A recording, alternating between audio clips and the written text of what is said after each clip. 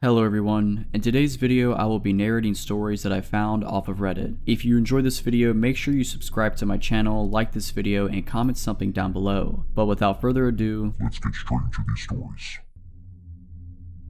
2 years ago I moved to the UK for university, as I always wanted to go there and get away from my parents as the situation at home was beginning to become too bad for me. In first year at uni, I moved into a student accommodation and met some really great people. It was a good year without meeting my boyfriend, who I'm still with, and just enjoying my time away from my family and discovering what independence really meant. Anyhow, as second year came by, I decided with some friends to move into a house rented by student accommodations, but at least we had our own house and weren't restricted as much with noise and parties as living in a small shared flat like in first year. Note, I had a ground floor room and my window gave into a very small backyard in which I would go smoke every day as I am a smoker, and in which there would be a very thin wooden door giving into the other side of the street where you would put your bins and broken chairs, blah blah. The door could only be closed and locked from inside the backyard, but since it was an old door we had to attach some strings to keep it closed for good. I had neighbors on each side of the house, so we were surrounded by families and some other student accommodations. The neighbors on the right of us were 5 boys who looked way over the age of being in university. They were strange, so to say. I met one of them outside of our house one day because of a police intervention due to one of his flatmates attacking him and the others with a kitchen knife and burning their kitchen down. I heard some screams, and so I went outside with my flatmates and saw one of them having cuts everywhere on his arm and a wound on his head inflicted by a kitchen knife. Me and my flatmates didn't know what to do, so we offered him our help to clean himself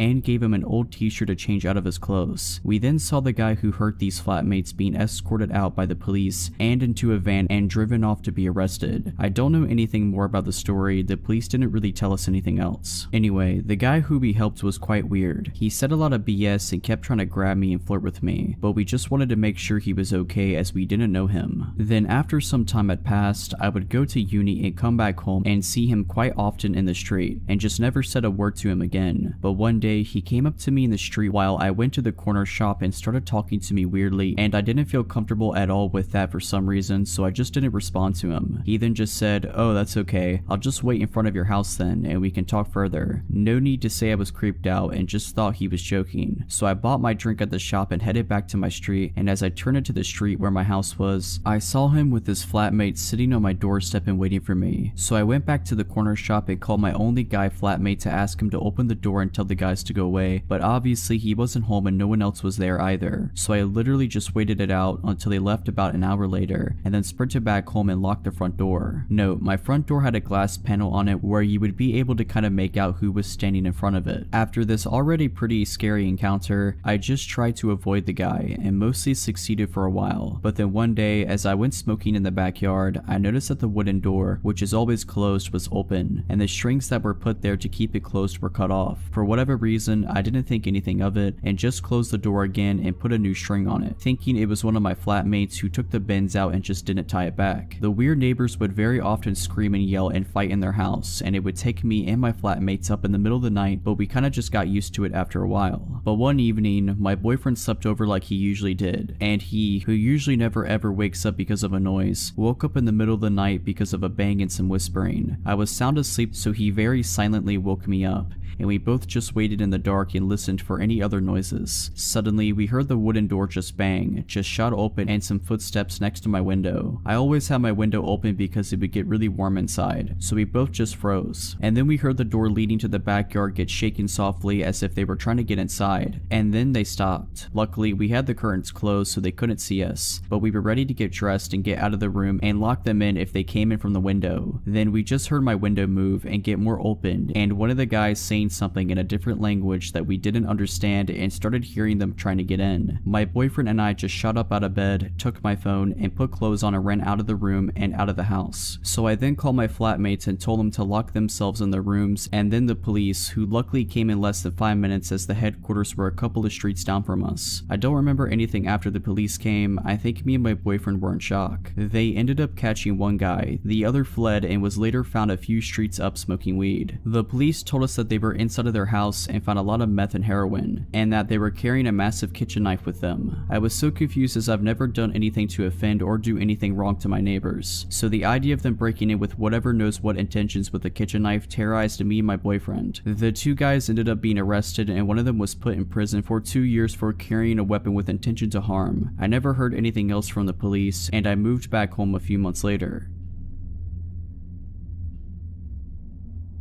I was 17 when this story happened 3 years ago now. I was working at an old pizza shop right on the edge of my town. For context, the town I was in was an affluent, suburban town surrounded by a bypass which loops around the town. Around my town is some farmland and main roads, where all of the blue-collar workers moved to after the town was gentrified 10 to 15 years back. The pizza shop was around 20 years and was very catered to these same blue-collar workers. It's around 9 p.m. and a call comes in for 2 pizzas and a 2-liter of soda. I'm the only driver in, so I have to take the delivery out. It's about a 10-minute drive to get to the location. There I have to drive up a long gravel driveway that took about 5 minutes to get up. My car really couldn't handle the gravel and how rough it was. Arriving at the place, I see a nice house and 2 barns plotted across the land, with wheat 5 to 6 feet tall surrounding the whole property. Being at this place when I felt truly all alone really started to make my anxiety flare. I decided to call the number on the order because I have no idea where this guy wants me to go and drop off his food. After about another 5 minutes of absolute silence, the man picks up. He had a very deep and raspy voice, like he's been a career smoker, which didn't do anything to help me feel better. I was told to meet him at his truck at the far barn on his property. I am now properly scared as my mind races of all of the worst possible things that could happen to me. I pull myself together and muster further into this guy's property. I see the man's truck as I round one of those cylinder storage units where I see his F-150 and him inside. Instead of getting out, I call him and ask him how we should do the transaction. In that same deep voice, he instructs me to get out of my car and to put all the food onto his truck bed. Since he paid with his credit card already, I thought this would have been over in 10 seconds. I do what he tells me to do and walk over to the passenger window so that he can sign his receipt. The man looks to be around his mid-40s, heavy set, with a scraggly black beard and a trucker hat. My mind was already racing on being kidnapped or murdered, so I really didn't feel safe around this guy. I ask him if he has a pen on him because I forgot to bring one. I was pretty bad at my job and he did not have any cash on him. He stares at me with these cold eyes and points into the back of his truck, saying to me, "If you ask me for a tip, I'm going to be sticking this tip down your throat," where he has a double-barrel shotgun just in the back of his car. I'm frozen in fear as I'm registering that this man has just threatened to kill me. The only thing I can muster out is okay, and I get back into my car and I get out of that farm. I was going so fast that I screwed up my car from my car bouncing around on that gravel path. I go 80 all the way back to the pizza parlor where I tell my coworkers what happened. None of my coworkers took me seriously and just thought I was playing this up for a joke. I go home and forget about it pretty quickly, but a year later I'm working the lunch shift and the same man calls in and orders a pizza. Now at this point I am refusing to take this order. The pizza place I was working at wasn't doing well business wise, so it's on its last legs already, so management forced me into going anyways. It was only 1 to 2 p.m. on a Sunday, so at least my fear of the dark would be covered. I get there and the man is waiting for me at his actual house. He recognized me and out of all things started apologizing to me for what he said. He was excusing it, saying that he just started going through a divorce and was struggling with his emotions. I just wanted the whole thing to be over with, and he gave me $60 for what happened.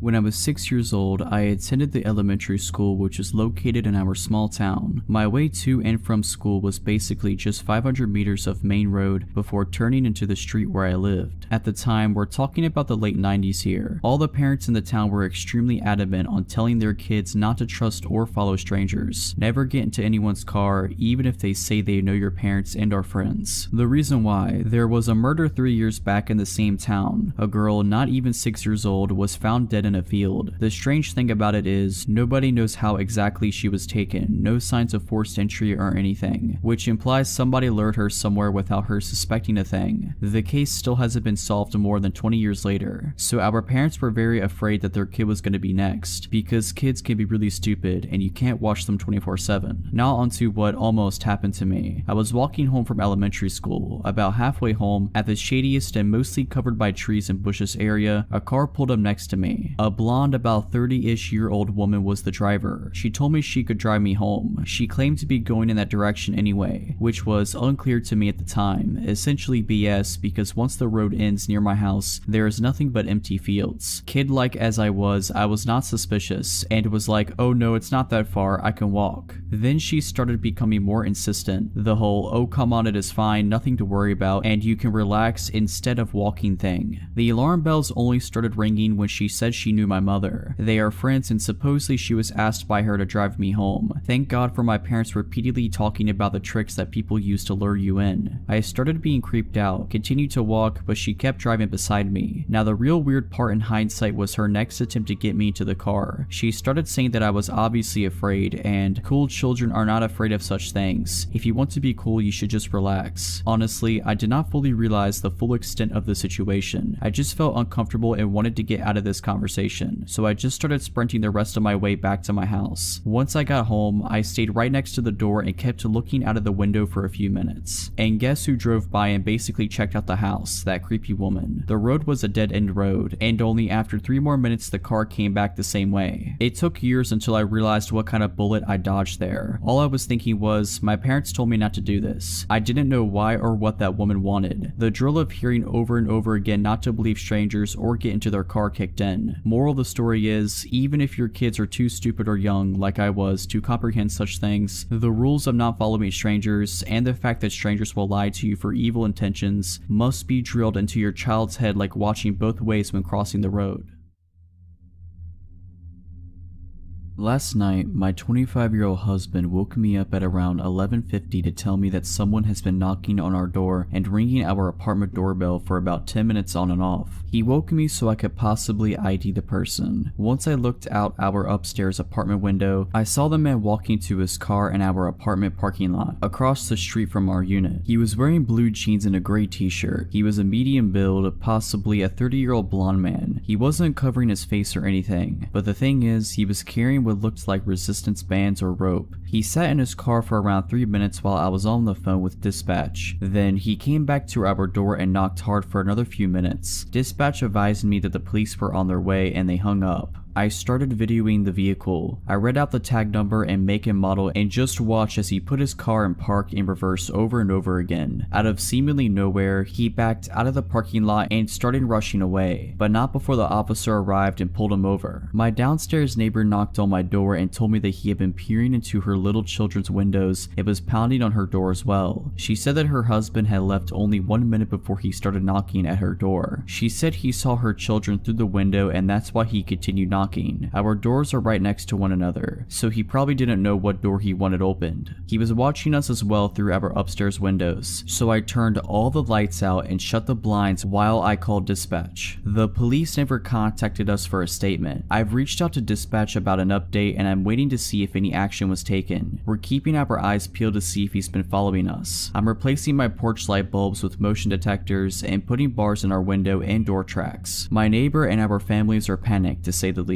He was outside for about 25 to 30 minutes. Update: I am trained in firearm usage and now live in a state where I can open carry and the background check is really quick. We are going this weekend to get a firearm. My husband will be taking some classes as he came from somewhere where owning a gun is illegal, so he's never handled one. I am still waiting on a call from the responding officer. I have his badge number and name, so if they don't reach out to me today or tonight, he might work third shift. I will call the substation. If they didn't do anything, I will go ahead and make a suspicious person's case for the paper trail. We had no odd encounters last night. However, while I was looking at the video I took, I remember that car. I was walking my dog at 8 p.m. a week ago from him to pee, and this car was driving really slowly through the parking lot and parked a few spots down from where I was letting my dog sniff. They just sat there with the car running. When I tell you my ears started ringing and I got an awful feeling, I'm not joking. I turned around and went home, didn't give my dog the chance to pee, and shut every door and window. I think this man has been stalking out our apartment building, me and my neighbors, and I think he wanted to get in where those children are. I'll update more when I have new information. Update 2. It's been a week since the incident. I called the dispatch today because I never received a follow-up from the responding officer. A sergeant from the PD called me back to give me more information. He said that they pulled over the man, ran him to make sure that there were no warrants, and asked him what he was doing. He told the officer that he was meeting up with an acquaintance. The officer let him go with no further questions. I about lost my mind. The sergeant I spoke to today stated that he should have looked into it more. It was obviously an attempt at burglary with whatever knows what intentions. The responding officer is supposed to call me tonight when he gets on duty. I'm livid, honestly. Zero due diligence for this case, but there's not even a case. No case number, just a documented police contact. I'll give more info when I have it. Final update. The officer finally called me. Here's how the conversation went. I answered groggily. It was well past midnight. Hello, miss. I was told you have some questions about an incident a few nights ago. Yes, about Thursday. I wanted to know what the man told you he was doing. You know, he was looking in windows and carrying potential restraints. I'm not sure if that was relayed to you. I stopped him, ran his tags, and he told me that he was meeting up with a guy from a dating app.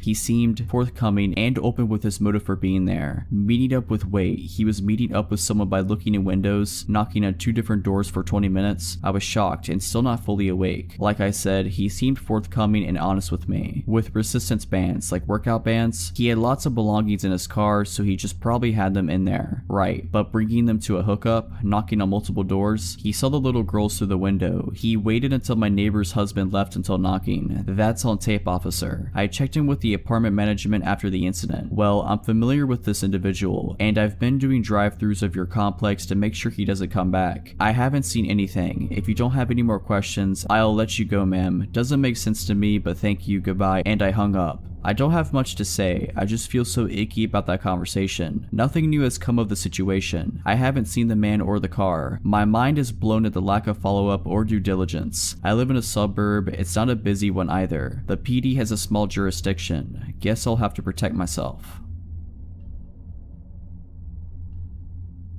I was 24 at the time, working in a nightclub about a 10-minute walk from my home. I used to close on Tuesday nights slightly earlier than most nights, as it was generally our slowest night of the week, closing around 12 a.m. instead of keeping customers until 2:30 a.m. Usually I'd be the only one left as I start cutting staff as the night went on, and since it was a slower day of the week, we didn't have security on. About 2 months in of regularly closing at 12 a.m., I was walking home. I used to bring bulkier clothes to hide my figure when leaving alone, as I've been followed and chased multiple times before, and we'd often get men waiting after hours for us girls to come out, knowing we'd eventually come out after closing and didn't want to attract attention to myself. I also used to walk home as I didn't have a car and had a few terrifying experiences with Uber drivers not actually driving me home, turning out to be fake cab / Uber drivers or harassing me until I pretended to show interest or give them some way of contacting me, to which Uber would just give me a $5 coupon for the trouble, but that's a story for another time. The bar was located along a main road that was home to the majority of the other bars and restaurants in the city downtown. Often at this time I'd maybe see a handful of people, but the streets were generally empty. I'm walking and notice a parked car about a block away. The driver noticed me and U-turns around to be on the same side of the street as me. Now he's catcalling me and trying to get me to come into his car. I don't engage and keep walking. We're maybe a block or two past the initial spot I saw him, and he's been slowly driving alongside the sidewalk. I'd crossed the street but didn't want to get near his car. He keeps this up until about halfway mark when he takes off in his car, and I'm just relieved he's gone. He then comes blasting back down the road. Now my walk has turned into a light jog, which then turns me into full-on running. I'm running behind close bars and businesses, now trying to find a back route to get home without him seeing where I live.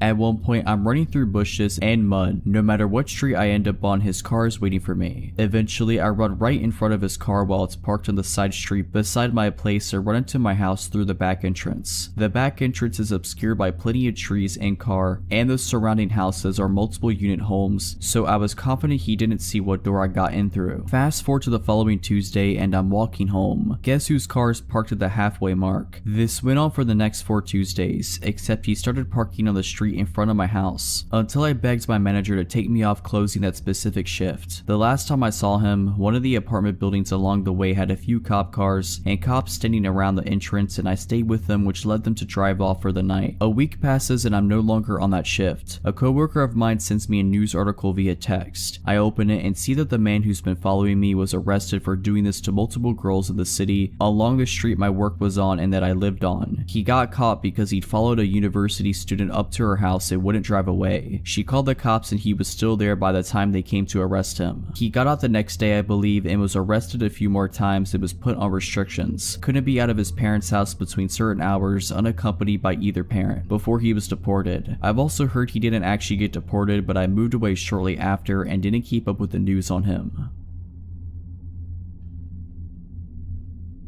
It was a Wednesday night in the summer. I was off work, my husband was out of town, and our son was staying at his grandma's for the night. I was home alone with my dogs, an 80-pound Aussie mix and my 80-pound German Shepherd / Pitbull mix. I always have issues sleeping when I'm home alone, so I tend to just binge watch TV in the living room until I can't keep my eyes open anymore. This particular night, I remembered that the trash pickup comes the next day. I decided to turn on Game of Thrones for a bit, then I would take the trash out. All of a sudden, I realized it's 1:30 a.m. and I still haven't taken the trash out to the curb. My house has 2 solid iron gates, one in the front and one to the side door / backyard. Lighting on our street or anywhere in our neighborhood isn't that great, but it's a quiet neighborhood with a lot of families and you rarely hear about crime here. I looked out the window by habit before I took the trash out and saw who I thought was my neighbor, smoking a cigarette outside of his gate across the street looking directly at me. For context, this is a normal occurrence. My neighbor across the street hides smoking cigarettes from his wife, so he typically does it late at night in front of his gate. I get off of work late, so I usually see him and we wave, say hi, chat a little, then I go inside and he makes the joke, "You didn't see me smoking," if my wife asks. So unbothered by seeing the guy, I go outside, grab my trash cans, open my squeaky iron gate and take them out to the curb. I did not have my glasses on at the time, so as usual I waved and said hello. However, the guy, who I thought was my neighbor, threw down the cigarette and quickly walked off down the street. It took a minute for me to register that he was not my neighbor. I was a little creeped out because he was clearly staring into my window from the opposite sidewalk, but also maybe it was a guy taking a night walk. Not unusual in our neighborhood, and just stopped for a cigarette. I thought I probably weirded him out as much as he weirded me out, went back inside and laid on the couch with my dogs to keep watching Game of Thrones. At some point, I fell asleep and I woke up hearing my gate squeak and my German Shepherd mix growling. He's extremely protective of our family at home, but he's also the kind of dog you can take anywhere because he's so friendly in public. My Aussie mix is more passive, but his sheer size and scary bark tends to deter people. He's very friendly though. I quickly got up and pulled back my curtain. My gate was still shut and I didn't see anything. My dog, however, continued to growl at my front door. I looked out another window, which had a better view of my front yard and porch. I didn't see anything. Eventually, my dog settled back down with my other dog, but I was still uneasy. I ended up watching TV again because I couldn't go back to sleep.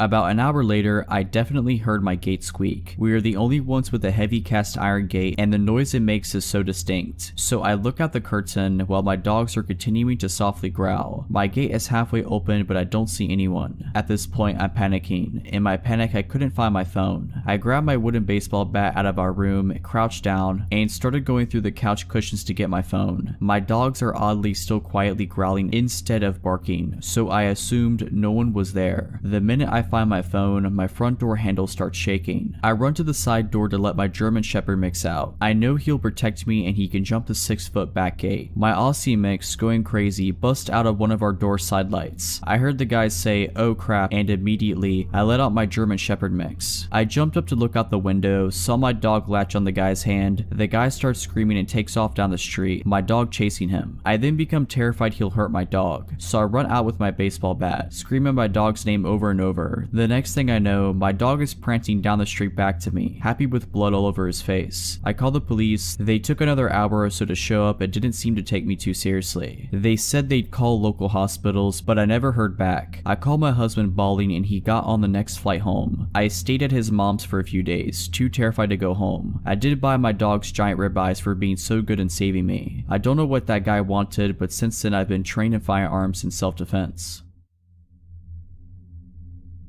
Quick backstory, I have had a stalker for about 4 years. He was never aggressive or sent me proper threats, so stubborn as I am, I did my best to ignore him and not give him the satisfaction of showing him any fear. His stalking behavior mostly just consisted of sending me letters and gifts, such as photos of my own apartment building from the outside, things he dug out of my trash can and so on. I called the police many times but they weren't able to, or really tried to be honest, catch or identify him. About 3 weeks ago, I discovered the AITA subreddit and thought that people might want to know about what it's like to have a stalker. Since I barely use any social media aside from Reddit and have no personally identifying information here, I didn't think he'd ever see it. One person even asked, "Does he know you're putting him on blast on Reddit?" And I answered, maybe. Maybe it would make him angry, maybe he'd be turned on. Don't know, don't care. Well, I know the real answer now. He did see it and he did not like it. Like I said, he was never aggressive and never came close to me. The closest I know of was when he sent me a picture of myself, unlocking unlocking my apartment door, taken from the corner of the steps above. I'm thinking that he might have hid a camera there instead of being there to take the photo himself. I think I would have noticed him if he did. I don't know how he got wind of the AITA post I made, but he did. The next week was quiet, no letters, and I didn't see him anywhere. Then he left me letters with printed out questions and my answers from the AITA post. He also left me with a long hateful letter towards my boyfriend about an issue I had posted on the AITA subreddit. His letters were never hateful like that before, though he never seemed happy with my boyfriend. He wrote about how I should share the spotlight with him since I got so much attention thanks to him. A few days later, I got a gift, but this time he didn't leave it in my mailbox or at my car like he usually did. No, this time he left it inside the apartment building right in front of my door. I didn't take it inside my apartment but opened it outside. It was a pretty big box, which was also unusual, and it was taped shut. As I'm typing it out now, I realized that wasn't a good idea at all and could have ended badly for me. But luckily he didn't send me anything deadly or anything. He did, however, send me several zip ties, a roll of tape, the kind you use to tape off walls when painting, nothing you could use to restrain someone, a TV remote with most buttons picked off,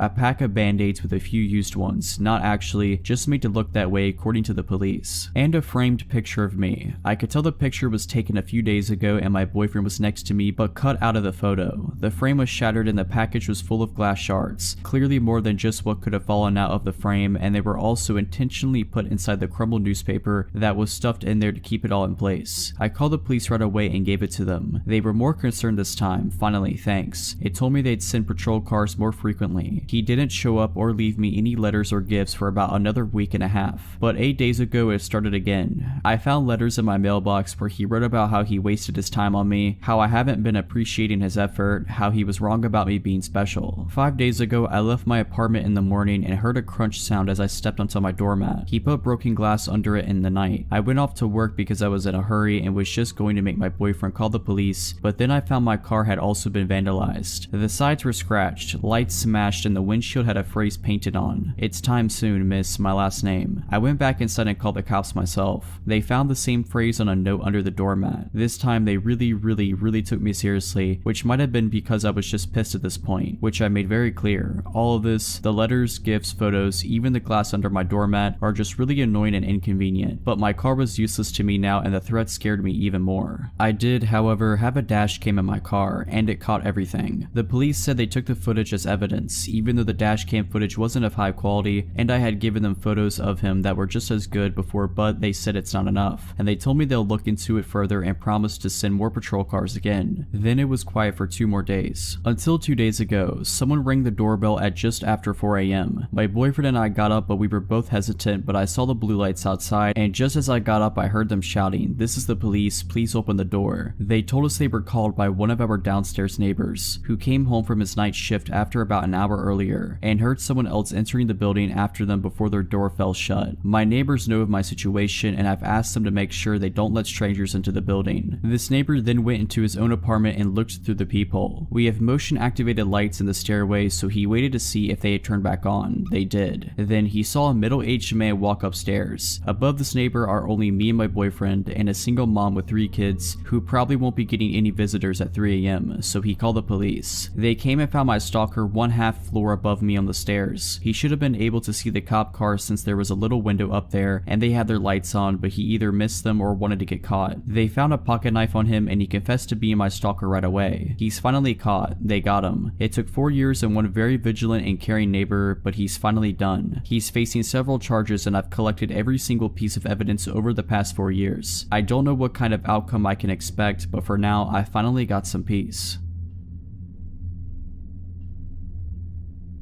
When I was a kid, my mom worked as a teacher and she was very close to a coworker of hers who had a son around my age and of whom I, as well, was very close. When my mom or her friend would head out for the night, the other would take care of both of us kids, and basically, it meant I spent half of my time over there and my friend spent half of his time at my house, which was perfect and fun for us. We lived in different cities, but since that kind of system had been going on pretty much forever since, I grew up knowing my friend's city just as well as mine. His mom was well aware of that, so that being said, whenever we were going on a walk in their area, she let us wander around because she knew we'd always find our way back to her. My mom though was more cautious and always kept an eye on us, as she'd walk behind us to make sure she always was able to see us. I just wish her friend would have done the same. One day, I had to be around 6 or 7, we were going on a walk with my friend Marcus and his mom Katie. It was a very sunny day and I was wearing a dress with embroidered flowers and I had my blonde long hair down. During that walk, Katie was walking ahead of us and I was chatting and just fooling around with Marcus when he suddenly remembered something urgent to tell his mom, as urgent as something can be for an 8-year-old boy. He ran up to her and left me strolling behind for a couple of minutes, just as it already had happened 100 times prior. That time though, we were circling around a big camping site and we walked by the white vans and camping cars. One of those vans had its back doors open and there was a man, probably in his mid-40s, smoking a cigarette and leaning on the vehicle. He locked eyes with me as I was approaching, then saw that Katie and Marcus weren't paying much attention to me as they were already a couple of meters ahead. Then he proceeded to pull me by my arm close to him, and so I found myself with my body touching his. So weirded out that I didn't even say a word, although I knew Katie would have heard me if I called for help. He leaned toward me as he was obviously much taller than I was, muttering something I didn't get, and he winked at me and kissed me on the lips and then pulled me to the open doors of his van. At this point, if he had pushed me just a little, I would have fell in the truck. At this point, I was just too scared to even lift a finger, and even though I didn't understand everything that was going on, I knew it wasn't okay. He put his hands on the door as to close the vehicle and I felt my heart sink. At that exact moment, some other man jogged towards us, in his 40s as well, waving hello to me and saying something along the lines of, "I lost sight of you for a bit, I was so scared." He had a very friendly look on his face and was staring at me with a great insistence and with a huge reassuring smile, and the van man awkwardly laughed and yanked me out of the way of the car, slamming the door shut. I ran to Katie as I heard the van go off and just acted as if nothing had happened. To this day, I never told that story to anyone, not to Katie or Marcus, not to my mom, nobody. I am 22 years old today.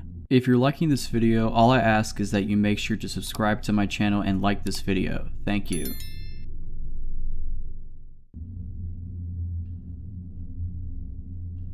Last year, I was staying in a university hall for my final year. It's a private building, so not connected to the university, and out in the city near the main town, we have a car park but nobody really uses it because we are poor students and it costs money to park there, so mine was one of the only 2 or 3 cars at a given time. The car park isn't well lit and it's to the side of the building, so you have to walk for about 2 or 3 minutes to get into the main door. I was sitting in my car one evening after getting back from the gym, just scrolling on my phone because my seat was warm and it was dark and raining outside, so I couldn't be bothered to get up yet. I was reading an article when suddenly someone started knocking on my window, which was really odd. It was a man dressed all in black, and he started telling me how his friend had seen me through the window and thought I was really attractive, so could he have my number? I responded no, that's a bit odd and I don't feel comfortable with it. He continued to be insistent for a while, practically begging me to get out and give them my number or any social media details, telling me I should come over and speak to his friend, who was, weirdly, stood at the other side of the car park, furthest away from the building. I kept saying no and scrolling on my phone to show that I wasn't interested. He finally relented and walked away. I text one of my friends to ask if he'd come and get me and walk with me to the building. As I was waiting, this man returned but now with his hood up, and he started banging loudly on my window, saying that I was being rude, ungrateful, calling me all kinds of names. I kept staring at my phone and pretending I couldn't hear him. He then started trying my door handle. Thankfully, I locked my car after the first encounter, and then began violently pushing into my car when it didn't work. I still kept ignoring him and text for my friend to probably bring some other friends with him. My friend was taking a long time to read my message and I was terrified, but for some reason didn't think to call the police, probably because I was scared of things escalating. The guy at my window had calmed down after a few minutes and walked off, saying that he'd leave me alone now. However, I watched him out of the corner of my eye join up with his friend and then maybe 3 or 4 other men. They walked so they were out of sight, but I could see their shadows lingering as they kind of circled around my car and moved towards the building but staying in the dark. They lingered there for a while until luckily another car came, which was obviously full of students going to a party due to the loud music and singing going on inside. This group of men left as they saw these people arrive, and I latched onto them and was able to walk with them as they entered the building. When I got home, my friend finally responded. He said that he'd actually heard about these guys before. Apparently they'd followed another girl into the building and into the lift a couple of days prior, then stood in the lift making really gross comments to her. She had to run to her door and lock it, where they then stood outside knocking on the door and whispering for her to open it. We were able to report this to the building, who, to their credit, then hired a permanent set of security staff. We also got the CCTV footage of both incidents and were able to pass this on to the police.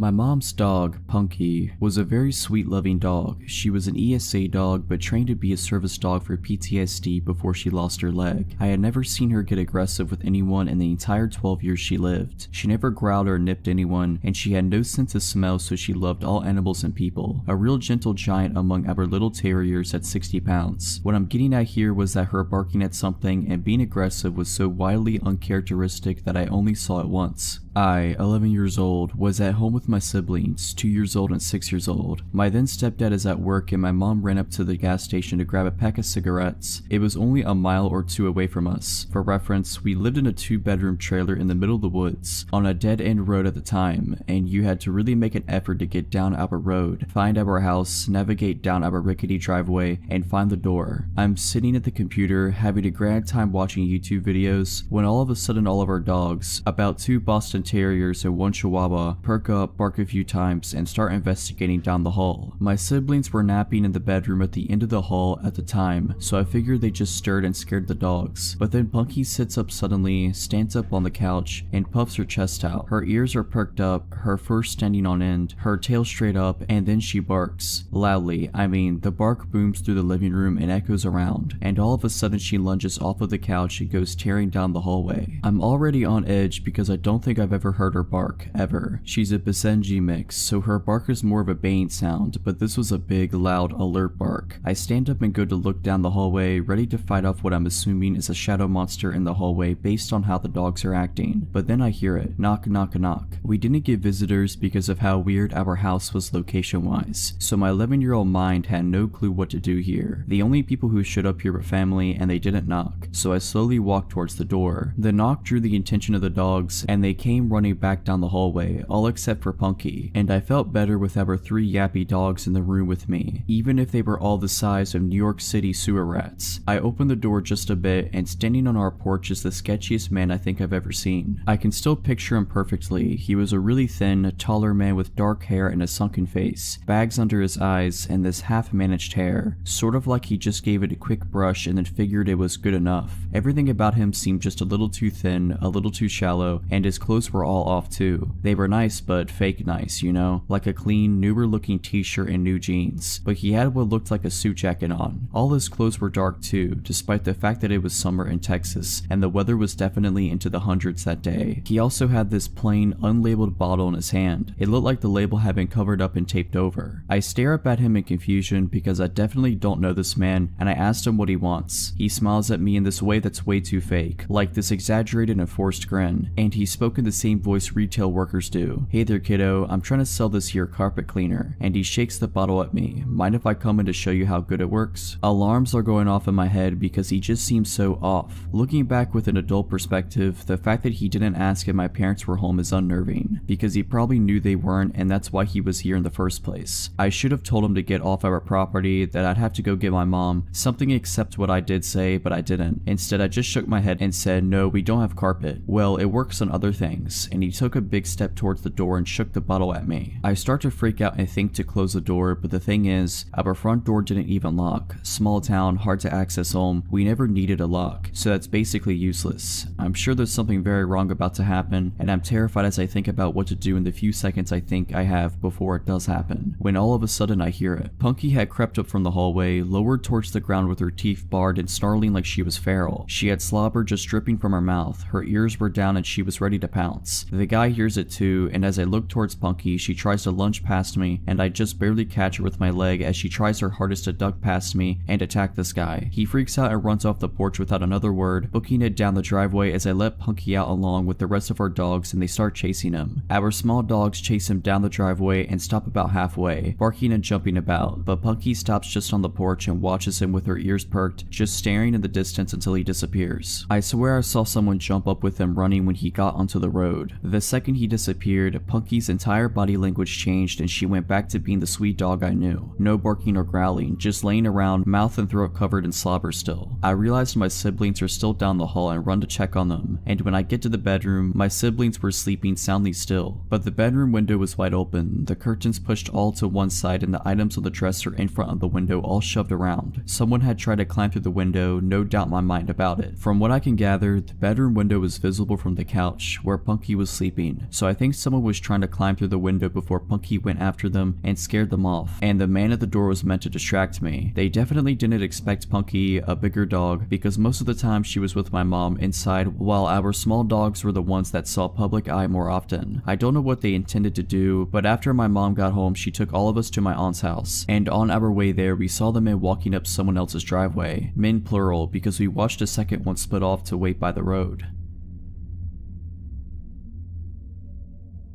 In 2014, I moved to England from Canada to gain work/travel experience and also to find myself. I ended up living in Essex with 3 other roommates. They were all women, all a bit older than I was. I was 24 at the time, Megan was 31, Cherry was 34, and Cassie was 38. Megan was from New York, Cherry from New Jersey, and Cassie from Poland. All 4 of us shared this 3-story flat. The back of our home was the living room and the kitchen. The back wall was complete glass that looked out into the garden, and the garden was completely fenced in. The house had an interesting dynamic to say the least. Tons of stories from that time in my life. I adored all of my roommates except for Cherry. After living with Cherry for 7 months, I was over her antics. One day I come home from work, I lock the door, make myself something to eat, and go up to bed. I brought some work home with me, so I am in my night tie with all these papers around me and my headphones on jamming out. I had headphones on because Cherry was out to dinner with work friends. That meant booze, and then soon after that a tantrum was surely to come. I just didn't want to have to listen to her crazy scream crying. I am working away, completely focused until I feel something. I look up to see a man standing over me. I don't register it right away and passively say, "Cherry's room in on the 2nd floor," and continue to work. Cherry regularly brought strange men home. He doesn't leave. Again, "Cherry's room is downstairs, he then interrupts. I am not here for Cherry. A cold chill iced my veins. My fight or flight kicked in just then. I start surveying the situation. I look him up and down. He has a bottle of Prosecco in one hand and a knife in the other. He is about 5'10", wild muddy brown hair and black eyes. He has a light blue polo shirt on and one side of his collar is popped up in a distinct Manchester accent. Once I focused in, I realized his eyes were black because his pupils were completely dilated. I was in trouble. I needed an escape plan. Unfortunately, this man was standing in between me and my bedroom door. I needed to get downstairs, but I needed for him to think it was his idea. I decided to play along. Just then he uses his knife to pop the cork. Prosecco started flowing onto my carpet. I said, "Oh no, let's clean that up. I prefer to drink out of a proper bottle anyways." He nodded, replying, "Yeah, let's go." I try to act as natural as possible. I try not to show that I am shaking all over and try to gain control of my breathing. We take the long journey down to the main floor of my flat, all 3 floors. He has the back of my night tie bunched up in one hand, and I could feel the point of the knife graze my back with his other. I was trying to playfully speak with him as we walked down the stairs. I couldn't tell you what I was saying. I was most likely rambling. I couldn't hear anything over my heart beating in my ears. We get to the bottom of the stairs, and there is a hallway to my left that leads to the front door. On my right, which is much closer to us, is the kitchen and living room. We make our way into the kitchen. I point to the cabinets that had the wine glasses. He said he knew where they were and started walking towards them. I now have the kitchen table in between us. It was time to run. I burst into a sprint down the hallway towards the door. My hands fumble over the lock, shaking and sweating. I swing open the door and see 2 men walking across the street. They must have been walking home from the train. There was a big train station in front of our home. I call out to them for help, and suddenly I am flung onto the ground. Little pebbles piercing my skin sent sharp pains where they are jabbed. The intruder pushed me out of the way to run and escape. One of the men chased after the intruder while the others said for me to go inside while he surveyed my home and to call the police. I lock the doors and I call the police. While I am on the phone with dispatch, I manically run around the house to double check all the windows and doors. Suddenly, I hear a loud bang on my door. I inform the dispatch of the banging and she informs me that the police weren't there yet. I thought it might be one of the gentlemen who helped me. I go to look out the eye hole and it's him, the intruder. He came back. He's banging on my door screaming that I had his glasses and that he was not done with me. I absolutely freak out. The dispatcher attempts to calm me down, but I am losing my ever-loving mind. She then said, "They are pulling onto your street now. You should hear their sirens." I did. The intruder then blasts off. One officer jumps out of the passenger's side while the car is still moving and chases after him. The second officer comes into my home, interviews me, and the 2 gentlemen collects evidence, takes photos. The next morning I am called in to identify a man they had in custody. I pointed him out. I go go into a little room and the officer pulls out an evidence bag. He asked me if the items were mine. They were my underwear and photos taken from my home. The officer informed me that the intruder had been stalking me for some time now. He estimates 3 months. He had made a nest outside our home on top of a hill that overlooked into our living room and kitchen. He is a known offender and drug dealer. He then told me how lucky I was to get out practically unharmed. Others weren't so lucky.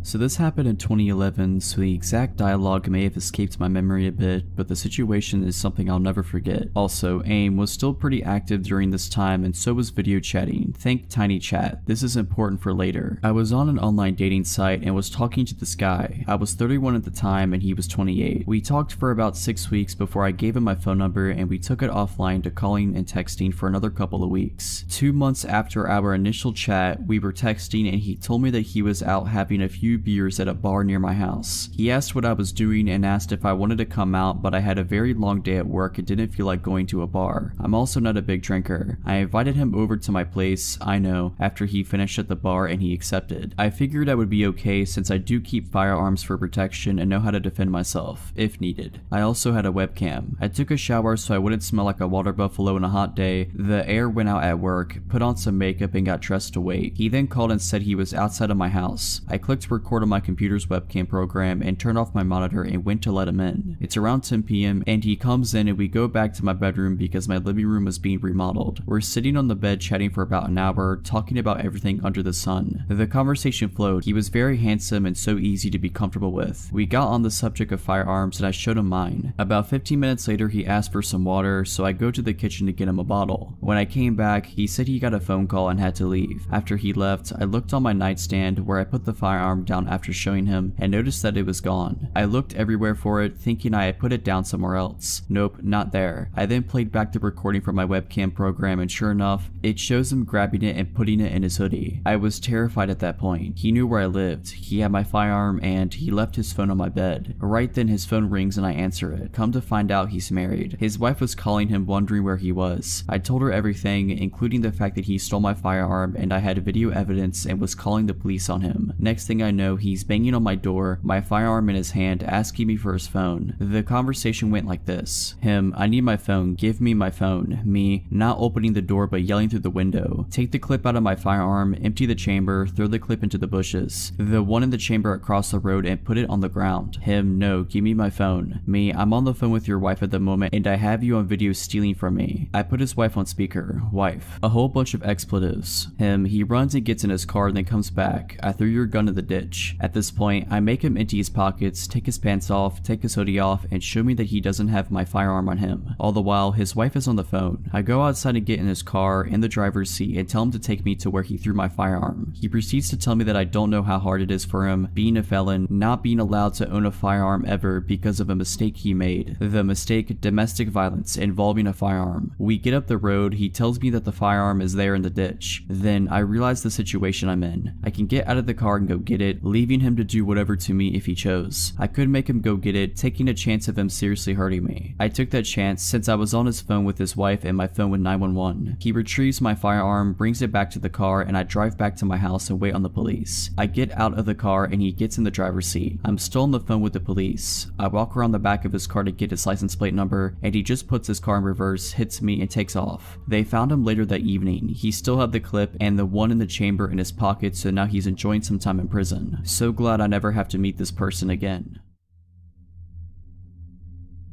This takes place around 10 years ago when I was like 8 or 9. I lived in a pretty bad neighborhood in what was at the time a really rundown city. It wasn't good, but it wasn't bad at the same time, just a few bad apples in the tree. Anyways, enough background on the neighborhood, and now to the main story. My friends and I loved to play outside. It was the only thing we could do. No one in the neighborhood could afford any sort of electronics or any sort of fun machine to play with. We loved to just run through people's yards, cutting through houses if they just so happened to leave their door open. Now looking back back on it, it is probably the dumbest thing kids our age could have been doing in a neighborhood like that. This story has nothing to do with running in people's houses. Just wanted to let you know how dumb of kids we were. Well, on one fateful day, we were playing hide and seek with 4 of us hiders and 1 of us a seeker. We thought it would have been a funny idea to go to the other side of the neighborhood so that the seeker could never find us and we'd win. We like to call that part of the neighborhood the rich part because they had 2-story houses over there and a forest with a creek in it. We were just doing our usual thing, cutting through people's yards and jumping fences, when we heard the loudest scream maybe 4 to 5 houses down. After hopping off the fence that we had just jumped, we all stopped and looked around wondering where it came from. I noticed that one of our hiders weren't with us anymore. 3 of us left. "Where's Isaac?" I exclaimed. We heard the scream again. I pointed towards where the sound came from and we all jumped back over the fence we just jumped from and ran towards the scream. When we thought we got to the spot where the screaming was coming from, there was nothing there but an empty plot of land in the forest. We all started to get scared. Did Isaac get lost in the forest? Did he get taken back there? Then we heard the scream again. It was definitely Isaac. I decided to be the man of all the other 8-year-olds and go into the forest to make sure Isaac was okay. As I started my way into the trees, I did one last look at my friends and saw how horrified their faces were. I knew at that moment that I was definitely the only one that would go down into the forest. Making my way in, I could feel all the heat in my body fading and some sort of dread starting to take over. As I walked further in, it started getting darker and harder to see. I was whisper yelling my friend's name. He responded in the most shaken up voice, "Down here, be quiet." I finally got to him and asked him what happened. He told me the story of how he got tired of running and decided to take a break on the curb to catch his breath, and that instead of being out in the open and risking the chance of being caught, he decided to go into the woods and hide. He said that after like 5 minutes after he sat down, he heard talking. Nothing that he could make out, just random nonsense. He looked around to see a man in a black hoodie hiding behind a tree on the other side of the creek staring at him, but the man took off before my friend could even get up to run away. And this is where he said he started screaming at the top of his lungs and hid somewhere else in the forest, which is where both of us are now hiding. And I kid you not, as soon as he told me this, we heard a twig snap. We both look up to see the man looking for us in some of the shrubbery on the forest floor. I couldn't make out any facial expressions or anything on his face. For a matter of fact, I could see he was holding some sort of blade. I couldn't tell if it was a stick or a machete. All I knew is that we needed to run. So when he turned us back, we got up and started running. We didn't care how loud we were, we just knew that we needed to run. We got out of the forest and told all of our friends to run as fast as they could down the street. We kept running until we got to the other side of the block and we all turned around to see the street empty. No one, not a single car. And from a distance you could hear a roar, or like a very loud engine. Shortly after that initial roar, a silver 2000s Mustang with the darkest windows comes peeling around the corner faster than I've ever seen a car go, headed straight towards us. I've never had my body tighten up like that at that very moment when I knew it was the same guy from the forest. I told all of my friends to split up and run into people's yards to hide. So as we were all hiding and running through alleyways and jumping fences, you could still hear his engine. It was like he was targeting only me. I can't even tell you how far I ran. I got to the point where I didn't even think I was in my neighborhood, but still I hear his engine coming up on me. So I ran more. I was exhausted. The sun finally started to set and I could hear his engine fade, almost like he had forgotten about me or had just given up. I start making my way back home scared, checking my back every so often to make sure I wasn't being followed. Once I made it home, I went right to bed to cry myself to sleep. And for months after that, that 2000 silver Mustang would follow us, stalking every corner that we played on. We would see it at our school and the grocery store. It could have been a coincidence that our little minds are not perceiving things around us, but either way, I think he was stalking us. Nothing actually came of him following us. He never did what he did that first day, but it was still so scary seeing that car everywhere we went. I didn't know what to do or how to tell my mom, so I didn't, and still haven't. This story's for the people of this sub and my 4 other friends. Funny enough, the seeker didn't know what happened until the day after we were at school and we told him. He still doesn't believe us and says it was to go inside and have him looking for us all night.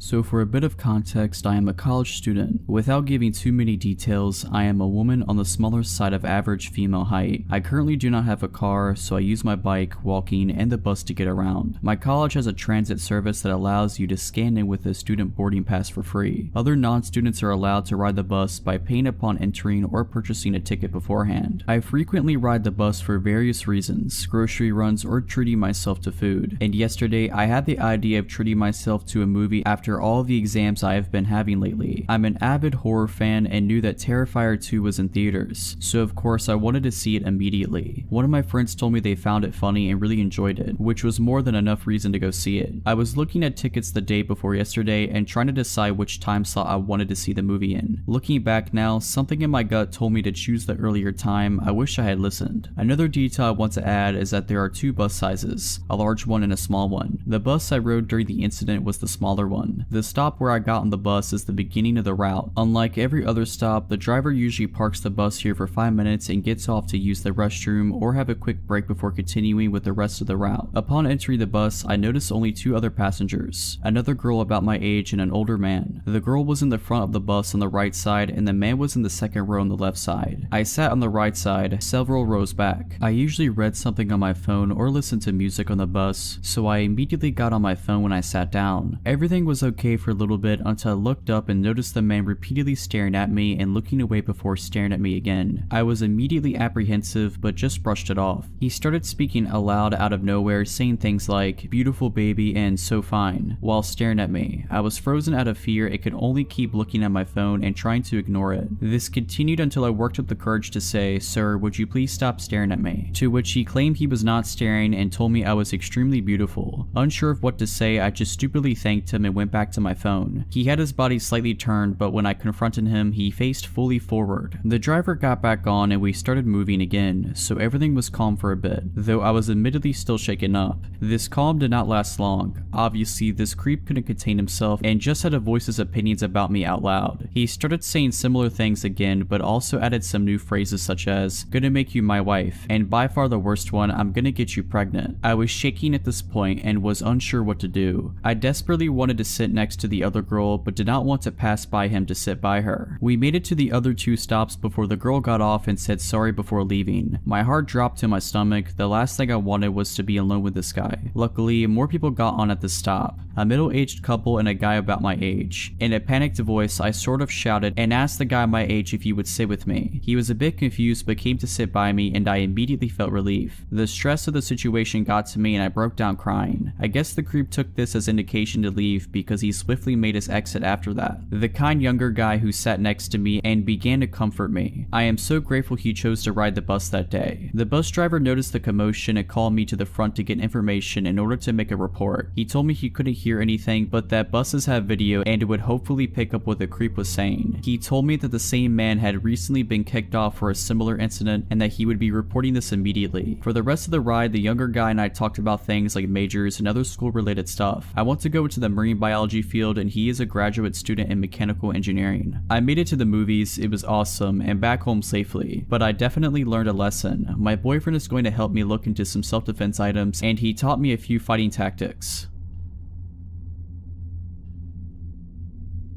This happened several years ago. I was home alone one evening when I heard a knock at the back door. This confused me, as no one ever used that door. My husband and I lived in a fourplex at the time, and all the units had a back door at the top of a narrow staircase. These doors were a little inconvenient to access, as you'd have to go around the building and up the narrow stairs, as opposed to the wider main entrance at the front. It didn't make sense to use the back entrance, and I couldn't think of anyone who would go to that door to visit. As I approached the back door, I saw two tall men in the window, standing at the door. I did not feel safe opening the door, so I called out hello. One of the men tapped on the window. "Yes, hello, may we come in? We are with Bresnan." At the time, my husband and I had Bresnan for cable, but did not have any issues with it. I replied, "We're not having any issues with Bresnan, is there a problem?" "Ma'am," the man said, "can we come in? We're servicing the area and it's important we look at your cable." I shook my head. "We're not having any issues," I repeated, "so there's no need to stop by." "Ma'am, we are visiting every resident. Let us in so we can do our job." I noticed the man grab the doorknob and try to open the locked door. I slowly grabbed a knife from our knife block and held it at my chest. "We're not having any issues," I repeated, trying not to convey shakiness in my voice, "so you don't need to be here." The two figures appeared to shuffle and then straighten. "Ma'am, let us in. We're on a deadline and need to do our job." I glanced at the clock, gauging when my husband would arrive home from work. I gripped the knife tighter. "Ma'am," I saw him try the doorknob again. Just then, a thought came to the forefront of my mind. "I'm sorry, I can't help you. Could I please get your names and badge numbers? I can give your supervisor a call to let them know our cable is fine. I heard another shuffle and one of the men replied, "No need to, ma'am. We're sorry we wasted your time." With that, both of the men exited the staircase and disappeared into the night. Shaken up, I held the knife tight and tried to get my bearings. I remember making a mental note to call the cable company. When my husband returned home, I told him what had happened. I was still very shaken up and had started crying again after he came home. He immediately called the Bresnan Cable Company and spoke to a representative, who informed us that no one from their company was out on assignment in our area. The next day, we asked our neighbors if they had a visit from the company. No one had.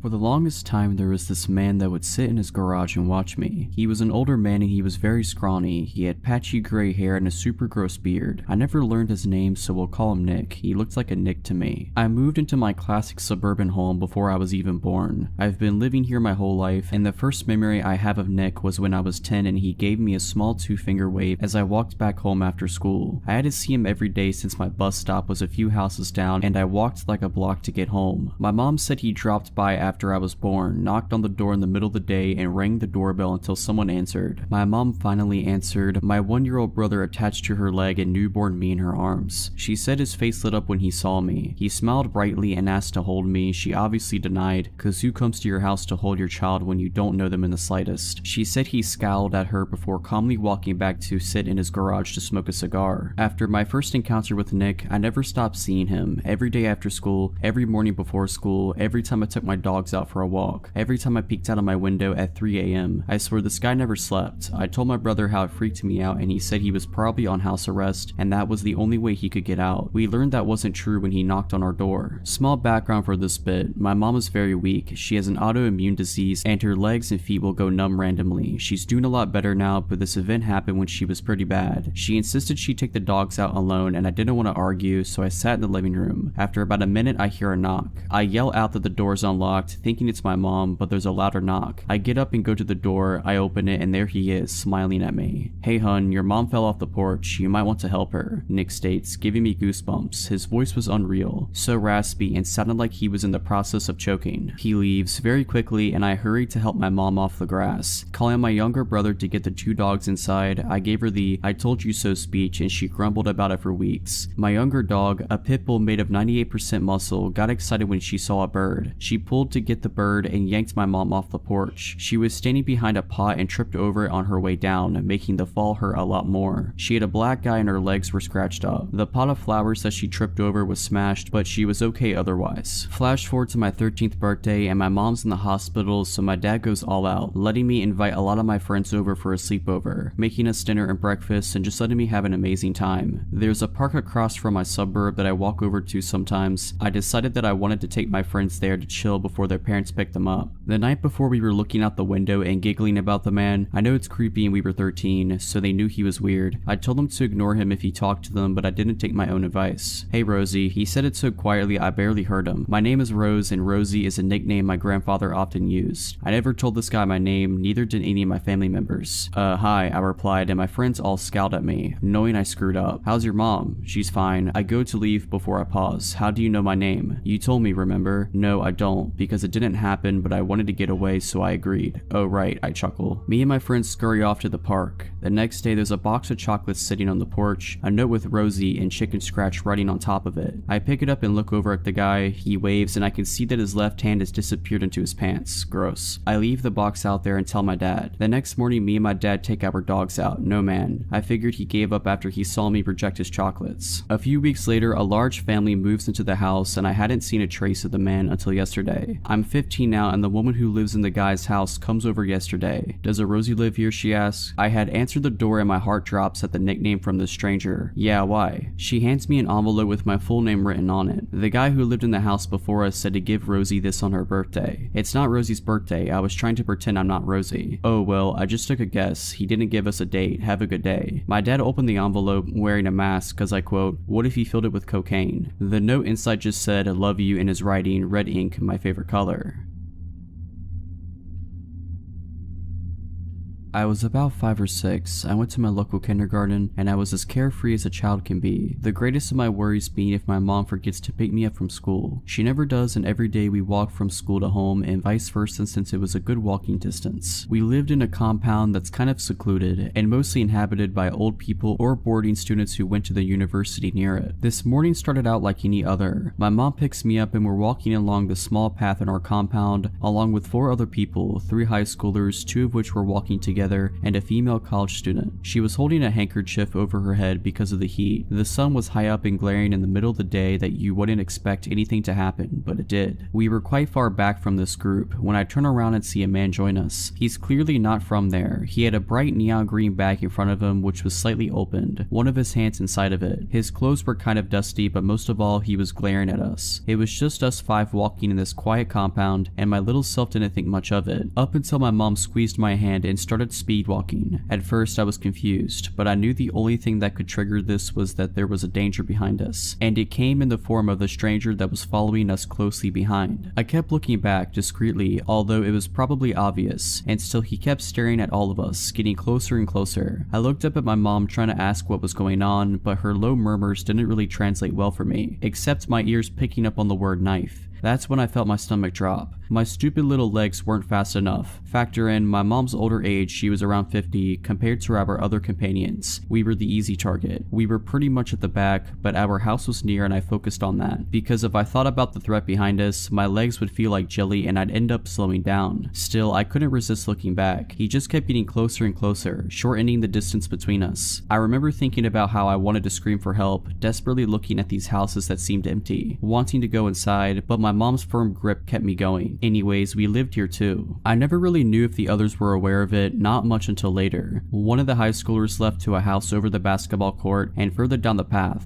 veered off to a different trail that led to the main highway, so it was just us and the female college student. Goody. At this point, the man was also speed walking and catching up, but our apartment was merely a few steps away, and my mom and I dashed towards it, up the stairs and into the comfort of our own home. The man gave us one last glare, but he continued to walk. My heart was pounding against my chest. My mom had left me to lock the door while she stared out the window. She kept repeating, "He has a knife, I saw it. He's holding a knife." I run towards the window and catch a glimpse of the girl, still clutching that handkerchief above her head, looking behind her in fear and alarm as the man continued to follow her, his bright neon bag in front of him, now wide open, his hand still inside, as he kept getting closer and closer. I don't really know what happened after, only of my mom's recollection of the events. She had noticed the man suddenly come up behind us too, and her suspicions were raised when he didn't try to walk past us like the others, but maintain a close distance between us. And then she saw the knife hidden in his bag, holding onto it as he stared at us. I hope that girl's okay and that man was detained or something, but it's been years now and I don't really know what happened to her. Don't really know if I'd like to.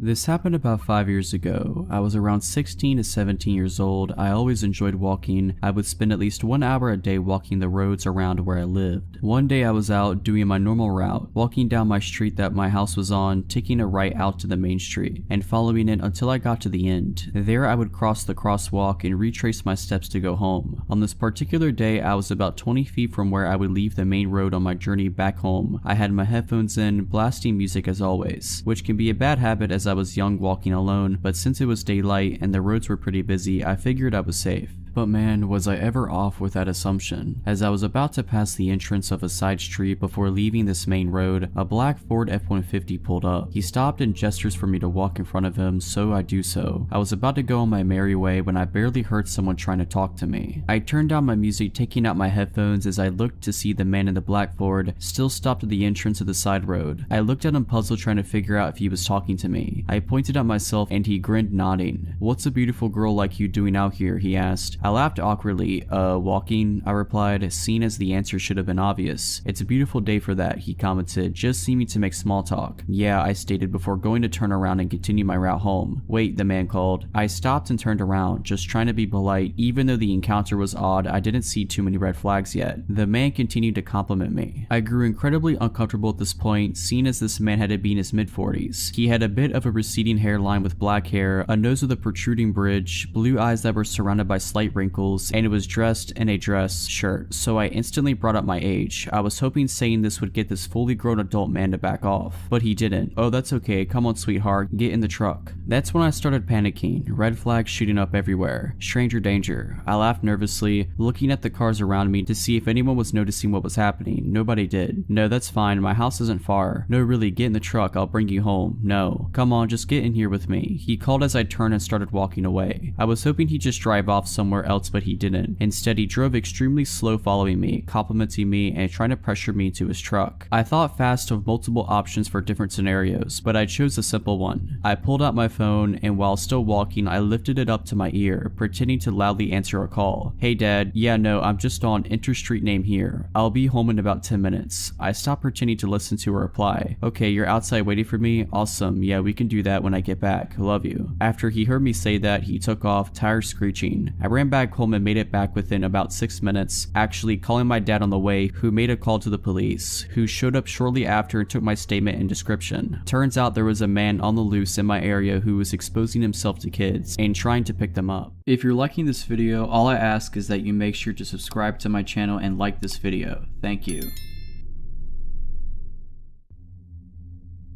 I started a new job about 6 years ago. It was great. Really liked all my coworkers, and the job itself is really awesome and I still love it. This was before the pandemic and everyone was in the office every day. I work in a large multi-floor, multi-wing building filled with numerous businesses and agencies. I started getting into a routine. We have a gym and locker room in our building. I would go work out before I was on the clock and shower, get ready, etc. I'd go get breakfast at the next building over most mornings at around the same time. I'd go on walk breaks with coworkers at pretty much the same time every day. It was very regimented. In the morning when I worked out, everyone had a pretty set schedule. We didn't know each other, but there was kind of an unspoken pattern. A coworker would finish and shower before me, then I'd go, then the head maintenance guy for the building, and so on. This is where it all begins. One morning, like every other, I get out of the shower and I'm in the small locker area, and there's this little older man over at the sinks. He's not doing anything but looking at himself in the mirror, but you could tell he was just loitering. Weird, but whatever. A few days later, he's there again. Then he's there every morning at the same time, and he's definitely looking at me while I change. This creeps me out, so I stop working out in the morning. Then, after a few weeks, we're walking back from getting breakfast, and he's walking the other way towards the other building. I tell my coworker that's the guy that would always be in the locker room watching me get dressed. After a few more days, he's walking the other way from us getting breakfast every day, and he looks right at me every time. So I make an excuse and stop going for breakfast. Our 9 AM walk around the building, he starts just appearing and walking the opposite direction from us every day. Literally everyone walked around the building in the same direction except for this guy, and he'd stare at me as we passed. I tell the coworker who was a woman about the guy and what had happened, and she just laughed it off. The only reason he'd go the opposite direction is to make sure he saw me. Our 1 PM walk around the building, wouldn't you know it, he's there walking the other way and staring. So I just stopped going on walks at work. This is where the real magic begins. I have no clue where this guy worked in our building. I would come into our hallway every morning at the same time. From the time I went through the doors to the time I got into my office, it was maybe 15 seconds. We were on the first floor, and at the end of our wing is a staircase. Every morning as I'd come into our wing, he would pop out the stairwell and come walking the opposite direction and stare at me as we passed each other. One morning I'm walking into the bathroom to go number 2. I stop and blow my nose real quick. As I'm walking to the back stall, he comes into the bathroom. We have 2 urinals, 2 stalls in this particular bathroom. No one is there but us. He comes into the stall next to me, widens out his feet so his shoe is under the divider and on my side of the stall. This dude is tiny, maybe 5 foot, so he'd have to almost be doing the splits. Then he lets out this deep loud moan after about 30 seconds, then leaves. I start telling all of my coworkers. Most of them laugh. I felt so creeped out and helpless. Like, what do I do? Any guy I work with that I tell this about laughs at me. The women just shrug it off or have an excuse for why he is always there. So I ask one coworker to pick any event at any time during the day to prove he will show up. So we decide to go out for a walk at noon. After 5 or 6 days, there he is. Now she believes me. Everyone in the office knows now. I've told my wife all about this and she is supportive. She has had her share of workplace creepers as well. I get to read the texts and emails. My closest coworker and I decide to start working out at 1:30 PM every day. I want to get my gym time in, but I don't want to do it alone. After about a week and a half, guess who starts showing up every day? He'd just come in and loiter around. Mind you, the guy has never tried to talk to me before and vice versa. 2 guys lifting weights and this little old creepy guy just sitting sitting there watching me. Here's where it hits the peak. My lifting buddy had to cut out early one day. My stalker is there with us. I was just going to leave, but screw that, I don't want to let this little weirdo control my life anymore. There is an elevated padded stretching platform on the weight side of our gym. He takes his shoes off, lays on his back and starts doing hip thrusts in the air and holding it while he stares right at me. I'm walking around trying to pretend I don't notice him while he follows me with his eyes, pelvis elevated in the air. After 20 minutes of this, he puts his shoes back on and goes into the locker room. I'm texting my lifting partner and wife the whole time telling them this is going on. My wife tells me to confront him, I don't. I get in the locker room to grab my bag and he's at the sink, the top couple buttons of his shirt unbuttoned, and he's rubbing water all over himself while looking at me in the reflection in the mirror. That was it for me. I started working from home almost exclusively after that, then the pandemic hit and I've been remote ever since.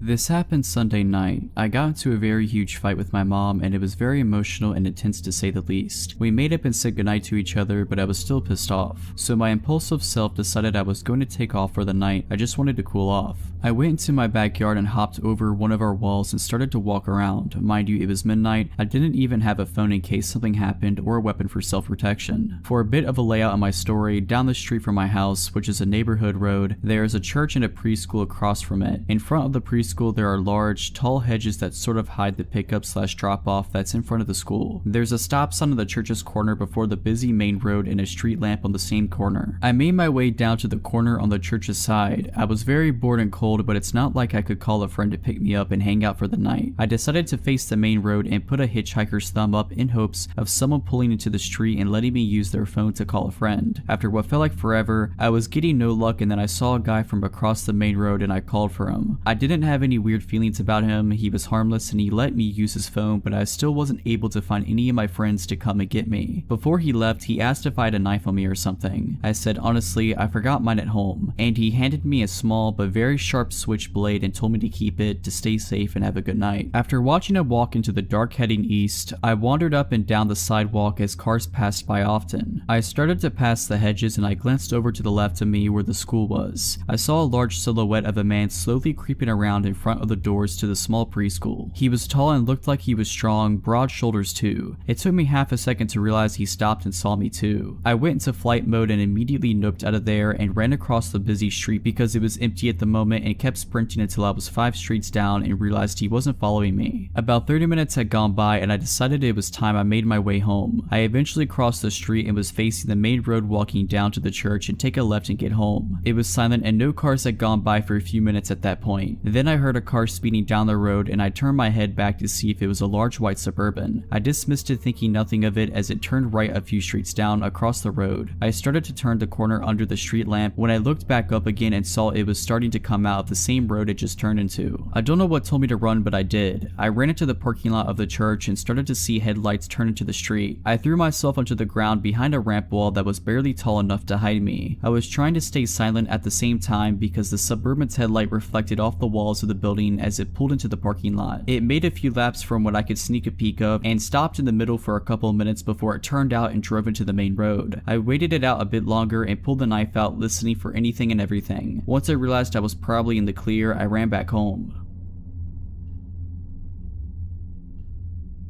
I'm a French student doing a master's in Amsterdam in the Netherlands. I live alone in an apartment in a building where there are only students. I'm 22, enjoying life peacefully. To give you a bit of context, I live in a calm, good neighborhood. The only noises I'd hear are the tram or parties in the building since a lot of students are there. One night around 10 p.m, I hear a knock on my door. I live on the 3rd floor, and to get to my front door, you have to open the main door, which needs a key. And then you need to open the door to my corridor with the same key. So people who want to come into my door must have the key, call me, or ring at the door so I could open the doors for them from my apartment. Nothing of this happened. I just heard a knock on my door. I usually open the door without a second thought, whether it's my landlord or a neighbor asking for something. As I told you, I feel pretty safe in the building, but this time, for some reason, I had a bad feeling about this. I didn't move at first. I thought the person would just leave. I'd finished my assignments. However, the knocking continued for 30 seconds. I said yeah in English. The person knocking doesn't say anything. I ask in English again, who is it? it. The voice answers in English, it's Uber Eats, which is weird because Dutch always speaks Dutch and I recognize the voices and accents of everyone on my floor who have the key to access the floor. So it wasn't a neighbor, it wasn't my landlord, it was somebody claiming to come from Uber Eats. But the issue is I didn't order anything from Uber Eats that day. The voice was unfamiliar, in case it's a prank or a neighbor pulling a joke. It was also a deep voice, at least 40 and probably a smoker. I replied that I didn't order anything, you must have it wrong. After a few seconds, the knocking continues and the same voice says, I'm pretty sure you did, I have an order under your name. I start panicking. I look around to pick up a knife in case he breaks the door because the knocking was getting a bit louder. I checked if my door is locked, it wasn't. I was literally 10 centimeters away from him. My front door was the only thing keeping him from me, and I'm glad it doesn't open from the outside. You need a key to open it even if it's not locked. I step back and I ask again, what's the name? He seems to be thinking for a few seconds, then a final knock occurs. It was loud and it translated some anger or frustration. Finally, I hear him going down the emergency stairs right next to my apartment. The steps were heavy and the person was clearly in a hurry. I don't know what he wanted or what would have happened to me if I had opened the door as I usually do. I still haven't understood how he got through the two doors, and why he did come specifically to the last apartment on the 3rd floor. Did he try others before? I posted a post about it on the WhatsApp group we have in the building. No one saw anything suspicious. No one opened the door for anyone.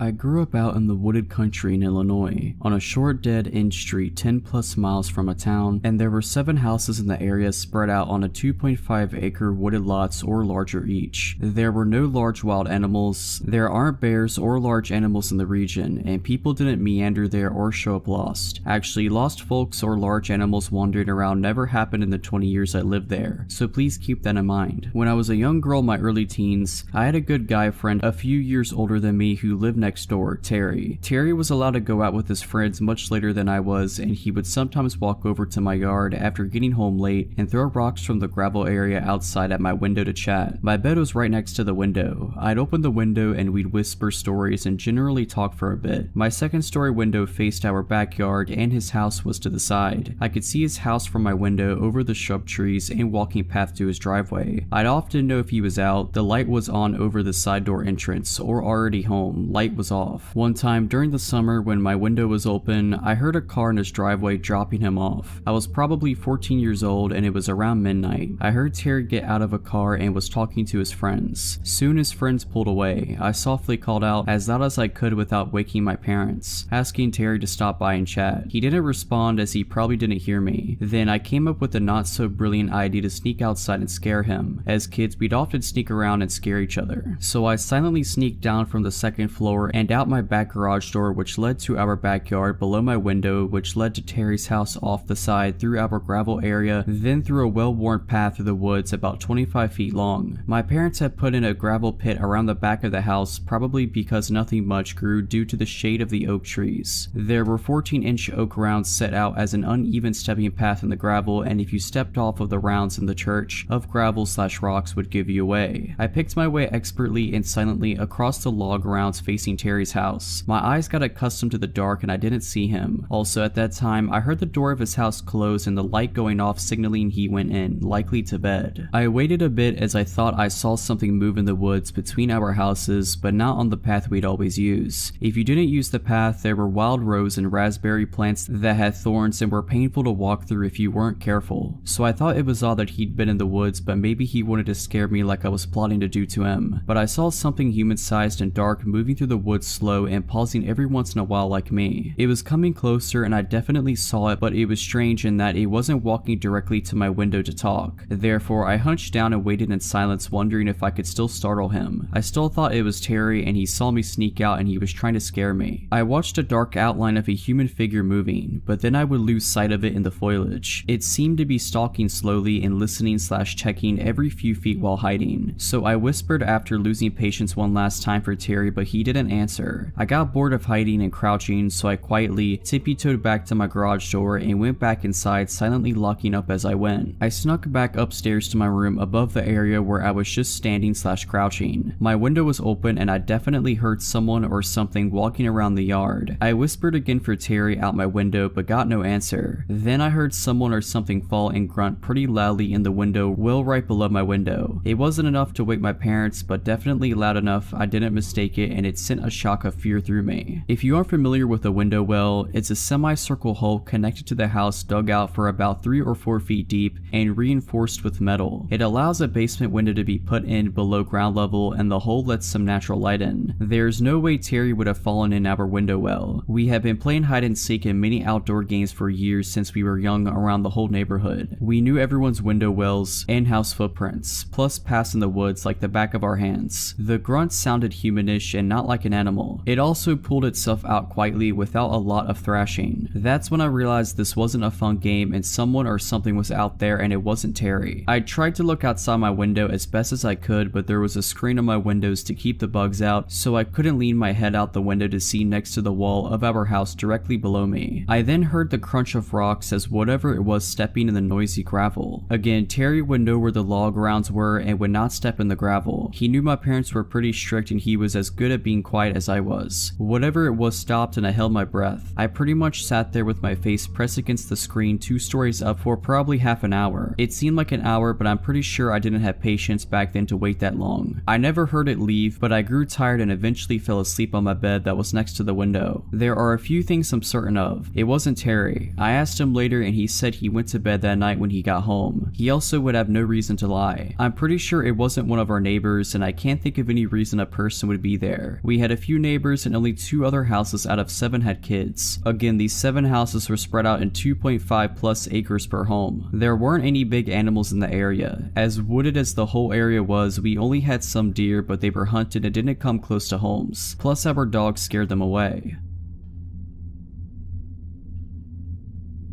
When I was 25, there was a short time I was staying at my aunt's. It was her, my 2 cousins, and I. She lives in a nice apartment complex and her unit is on the lower level. Her living room has a lot of windows that she keeps open for fresh air and for her cats to people watch. Her unit happens to be on the corner near a grassy courtyard path. When I had first moved in, I noticed a man who gave me an off vibe. My cousins and aunts said he lived upstairs and 2 units over, recovering from hard drugs that permanently messed him up. His parents paid for him to stay there as they didn't want him with them. They also said other than hearing him mumble and say weird things, no one ever had an issue. My aunt works nights and leaves at 3 a.m. My younger cousin works nights and leaves at 2 a.m. That usually left my same aged cousin and I the only 2 there until we leave for work around 8. For context, it is a very open living room to dining room plan. My aunt always has people staying over, so she has a second couch in the dining room in place for a table. This is where I slept. She stayed on the one in the living room. My aunt has also never been one to lock her doors until this incident. One night I'm on my phone trying to sleep at about 1 a.m. and hear a man yelling. He's yelling "don't shoot" and banging on the door to the right of ours. 2 male college students live there and just told him he had the wrong apartment and to leave. He says sorry and walks off. I am looking through the kitchen window, which is in direct line of sight from my couch bed, and it's the weird neighbor who sees me and grins. He then walks back to his home. I was unsettled but not enough to wake anyone else up over it. Told my family nonchalantly the next day in a LOL that was weird way. My cousin and I watch a movie and head off to bed. I have a very hard time staying asleep, but I woke up this time to the feeling of someone watching me. I checked my phone and it's around 3:30 a.m., so I know it's not my aunt or cousin. I sit up and figure I'll go watch TV on my aunt's couch since she was gone already. The feeling gets stronger as I am in the living room. Then I see the shadow of a person standing still in the grass courtyard looking in. I froze. I immediately go back to my couch to get my phone. As I do, the person is gone. I am now trying to calm myself down and think of waking my cousin up when I hear the creepy man's voice. He is now at the kitchen window, which looks out directly in front of her front door. I drop to the floor out of his line of sight and start frantically trying to call my cousin. The man is now saying things to the window/front door like "I'm going to hurt you" and "I'm unarmed" over and over again. His face is up against the window. Then he starts talking about wanting to pet the cats he saw through the window. I can't get a hold of my cousin. It's been about 20 minutes of this. At this point, in this situation, I didn't have many options. I could jump up and run for a knife, but I need to go to the kitchen. I could try to respond and ask him to leave, but I've learned when you underestimate crazy, you lose every time. I now hear him knocking and knocking while repeating his nonsense. I'm doing that ridiculous looking army crawl snake slither across the floor down the hall now. I see the door handle start to turn. I'm about to jump up when my cousin bursts out of his room directly across from the front door. Now, he's not the biggest guy, but he was intimidating intimidatingly mad at the circus show taking place at his front door. He starts yelling at the guy that he needs to get off of his porch and that he's calling the cops. The man tries to say, "I'm unarmed. I'm not going to hurt you, don't be afraid." My cousin goes off and yells, "That's dandy. It's 4 a.m. You need to leave or I'll call the cops." So this guy backs up with his hands in the air and leaves. Needless to say, we didn't go back to sleep.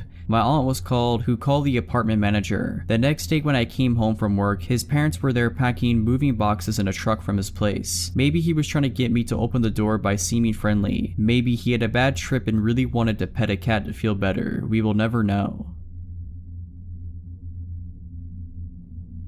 This happened over 20 years ago. I was driving back home with my girlfriend at the time. It was Christmas Eve and my mother's family used to hold a large celebration at my aunt's house in Estacada. This was my girlfriend's first time meeting with my extended family, but she got on quite well with them. We spent the majority of the afternoon and evening talking, playing poker, opening presents, and drinking an assortment of adult beverages. My girlfriend had been quite inebriated by the time we had to leave. Therefore, I'd be driving us home. It was around 11 p.m. or so. I was driving my girlfriend's car along Highway 211. Now, this stretch of road is surrounded by farms and dense patches of forest, and parts of it are unlit. But nothing to fear. I grew up in this area, so I knew this road like the back of my hand. The both of us were just driving and talking away, just two young lovers making the most of our moment together. There is a portion of the highway that descends down an enormous hill before crossing Deep Creek. Surrounding both sides of the road are thick forest. There are no lights. The only thing we could see was the area directly in front of our headlights. I drive down the hill, cross the bridge, and uphill through more forest. It's as the highway starts to flatten out that it happens. Something sprints across the road so suddenly that I almost hit whatever it was. I slam on the brakes. I turn to my girlfriend and ask her if she saw it. She confirmed that she had, but she couldn't make out what it was. Maybe it was a coyote, as they are a fairly common sight in this area, but something felt off about it. Whatever it was that ran in front of our car disappeared into the woods next to the road. Coyotes don't usually dart out in front of cars, not like that anyway. So for some reason, I decided to check it out. I turned the car around and switched on the high beams to better light up the forest in which this thing had vanished in. I step out of the car and walk towards the woods. I don't see anything, but now it feels like perhaps I'd made a grave error. Suddenly, the car's horn blasts. It's not a beep beep beep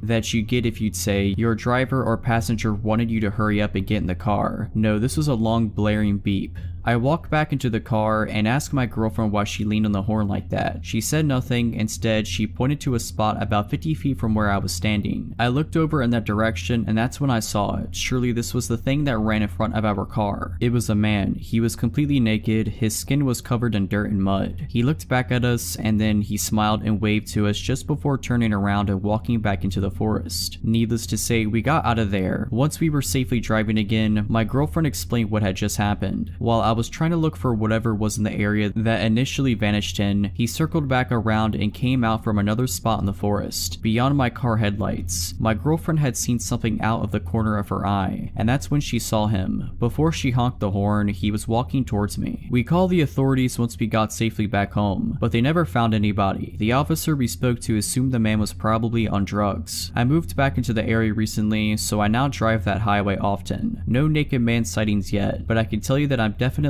extra vigilant now, especially near Deep Creek. If you're liking this video, all I ask is that you make sure to subscribe to my channel and like this video. Thank you. This happened like 12 years ago. I was 14 and my sister was 12. It was during summer vacation and we were hanging out, just the two of us outside, midday. We lived in a smallish town where during weekdays it was pretty empty because adults were at work. Anyway, we'd been messing around, picking flowers and other random stuff, when we decided to cut through a massive field of undeveloped land on the edge of our suburb. It was technically a shortcut to get home, but it wasn't the best idea because it was really bumpy, potted land that other kids and teens left all sorts of stuff laying in. Well, our bad decision came around and bit us. We hadn't made it very far in the field when my sister got two bad things at once. Some sort of twisted metal, maybe an old piece of tool, pierced right through her foam flip-flop and into her foot, and right after it happened she shrieked, jerked, and twisted that ankle on the uneven ground. She started crying and howling and I was worried. The metal hadn't gone too deep and I was able to stop the bleeding with the hem of my shirt, but she couldn't walk anymore obviously. Our parents weren't available, didn't know where we were, and this was before I had a cell phone. My sister was still on the ground crying and I was trying to calm her down when something made me feel like looking up. Y'all, it was the feeling of being watched. Out of the field, across the road, standing on the corner in the distance was some random guy watching us. He was too far away for me to see him clearly. All I could tell for sure was that he was blonde, probably adult, and dressed too warmly for July. He was all alone, stock still, just staring at us. I looked back at my sister and basically said to get on my back. I was carrying her home. We were leaving right now. Now, I had to carefully pick my way through this stupid field in my own bad flip-flops, with my crying sister on my back.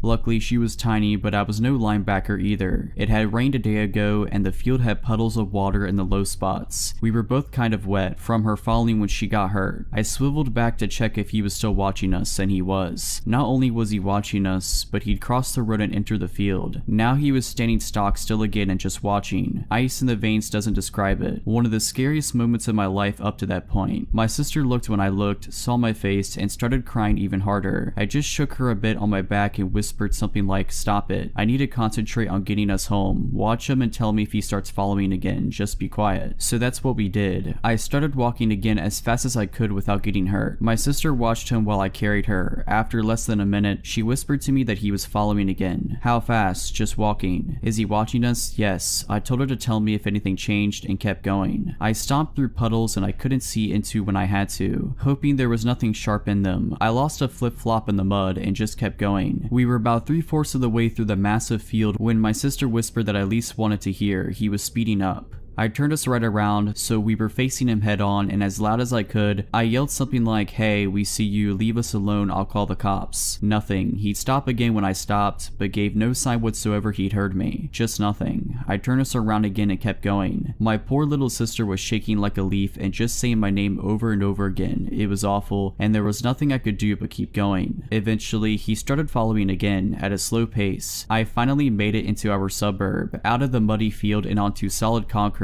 Told my sister to hold on as tight as she could and booked it. Started running with her on my back as fast as I could. We couldn't see him anymore, didn't know what he was doing or where he was. Every muscle hurt from carrying her so far. My bare foot was all scratched up from the road, but I didn't stop. I kept moving. With my sister looking out behind us, it felt like my heart was going to explode. After what felt like forever, I made it to our house, ran across the yard, up the drive, put down my sister, who started crying again. My hands were shaking so badly I could barely use my key. We made it in safely and called my mom. She had us lock every door and window and came rushing home, but nothing happened after that. He never found us, so we never saw him again.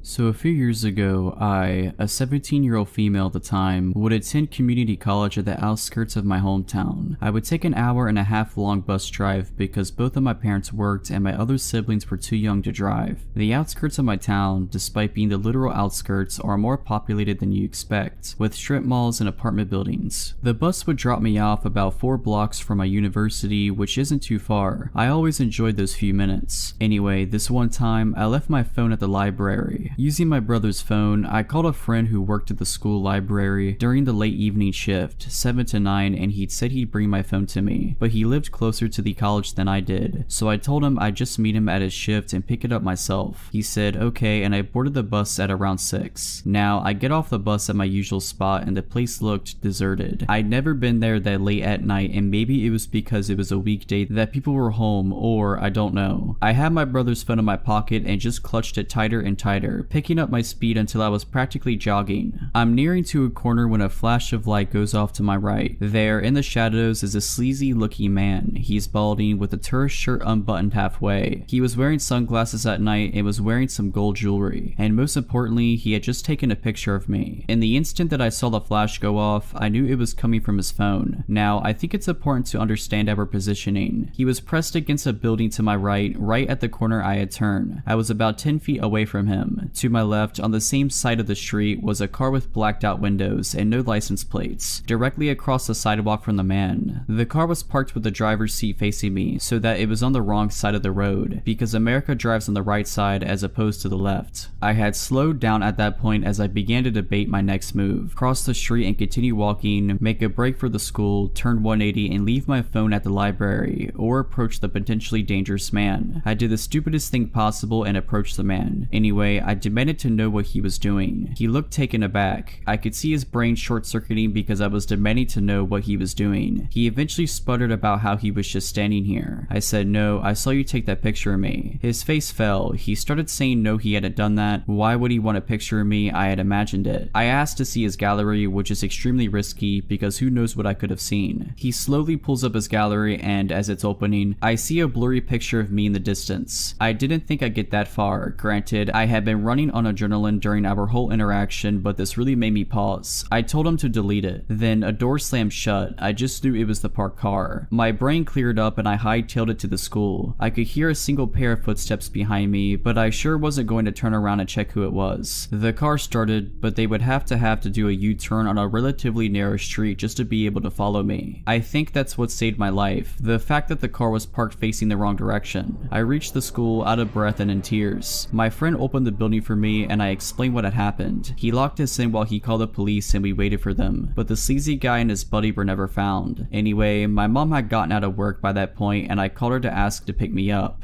We waited with my friend till the end of his shift and drove him home too. Needless to say, I carry a mace with me everywhere I go now and I'm yet to find a police report stating a guy matching his description had been arrested. To be honest, I don't think the police believed me fully, but who knows.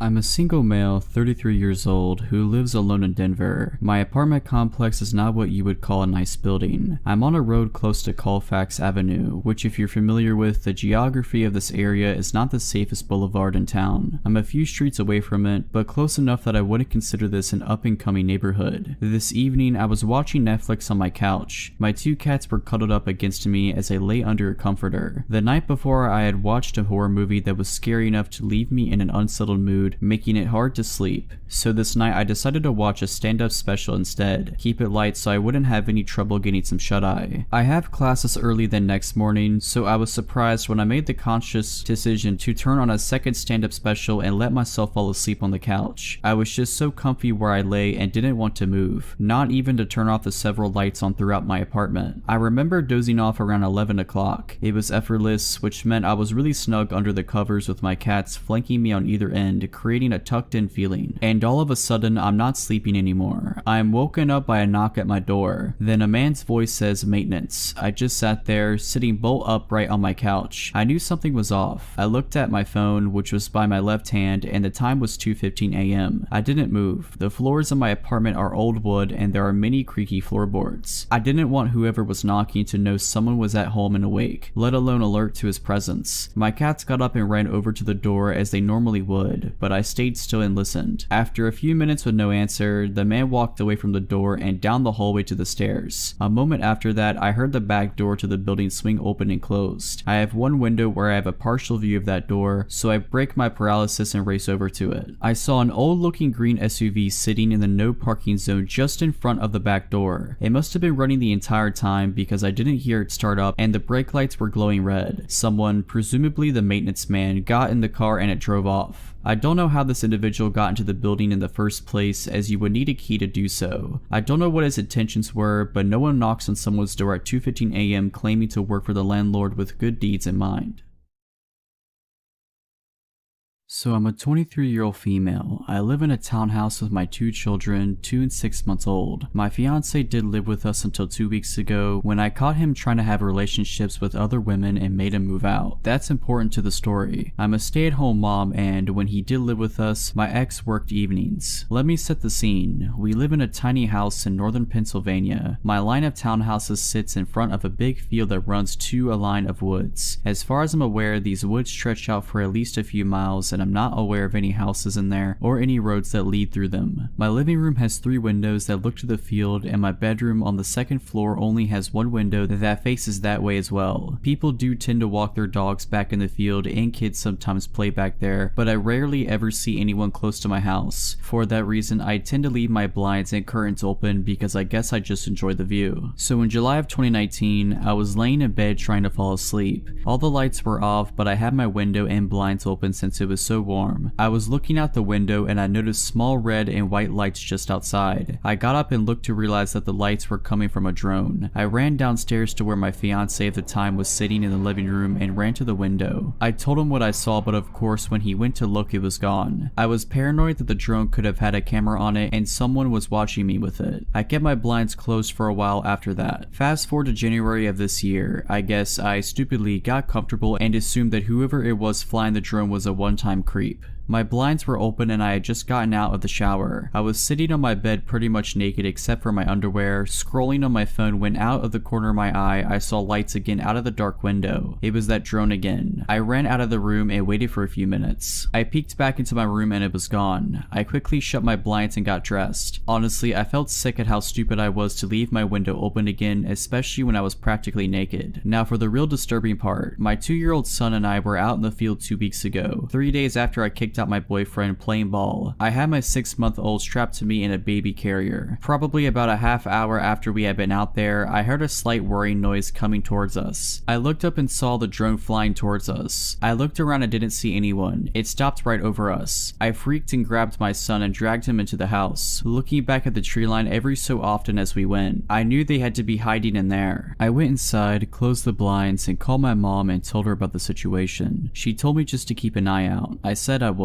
My son likes to line his toys up against the window, so I figured it wouldn't hurt to open them up just an inch or so. A little while later, after we ate dinner and it was almost dark, I was feeding my 6-month-old and my son was playing. He was standing over by the window, lining up his toys. He started saying dada, dada. I assumed he was just missing his father and dismissed him by saying he was going to see him that weekend. He kept saying dada, dada, though. I looked up and saw him pointing to the window under the little gap the blinds didn't cover. I froze. I remembered that he calls any man with facial hair dada because it reminds him of his father, but there was no way someone would be bold enough to actually come up to my window. Not when my neighbors are literally right there. Anyone could see them, but there aren't any lights back there, so unless someone actually stepped out of their house, I guess nobody would see them. Maybe it was my ex, but he should be at work at that time. I ran to the window and moved my son. I didn't want to lift the blinds, but honestly, I was sure it had to be the person who had been creeping on me for the past year and I wanted to see who it was. I pushed the blinds up and was looking at a man who I definitely had never seen before, crouching in front of me. He was bald with a mustache and goatee. I have no idea how old he was. He could have been anywhere from 30 to 50. When he saw me, he smiled and stood up. I yelled and told him to screw off and that I was going to call the cops. He just stood there, smiling at me like some freak. I was about to close the blinds again when he said something I couldn't hear. I told him to leave again and he said, louder this time, I just want to talk to you. I shook my head no and yelled the same thing to him. He started slapping his hands on the window, yelling no, no, no over and over. I grabbed my phone, scared he was going to try to break in. I dialed 911. My kids were crying from the yelling and I felt on the verge of tears. I told the operator what was going on. The whole time I was on the phone, the man was pounding on my window, screaming now. He was yelling all kinds of nonsense, and I only caught some of it. He said he's been watching me for months. I'm beautiful. He wants to come with them. He'll kill my children if I don't. The operator told me to go into an upstairs room and hide until the police arrive. My town doesn't have a police department, so we rely on the state police. She said it would be about 20 minutes, but to stay on the phone with her. The man was practically punching my window now and was just screaming like a maniac. I was about to grab my kids and run upstairs when I heard someone else screaming. The man bolted. I looked out and saw my neighbor and his girlfriend. I opened the window and my neighbor said that he heard the man, so he ran around the building. He said when the guy heard him, he ran back to the woods and disappeared in the tree line. They said they also called the police. I thanked them 100 times. The police arrived 10 minutes later. They did a quick search around the buildings and found the man and arrested him. I don't know why that guy targeted me or why he waited so long to do something. I'm just happy my neighbors were there to intervene, or who knows what would have happened.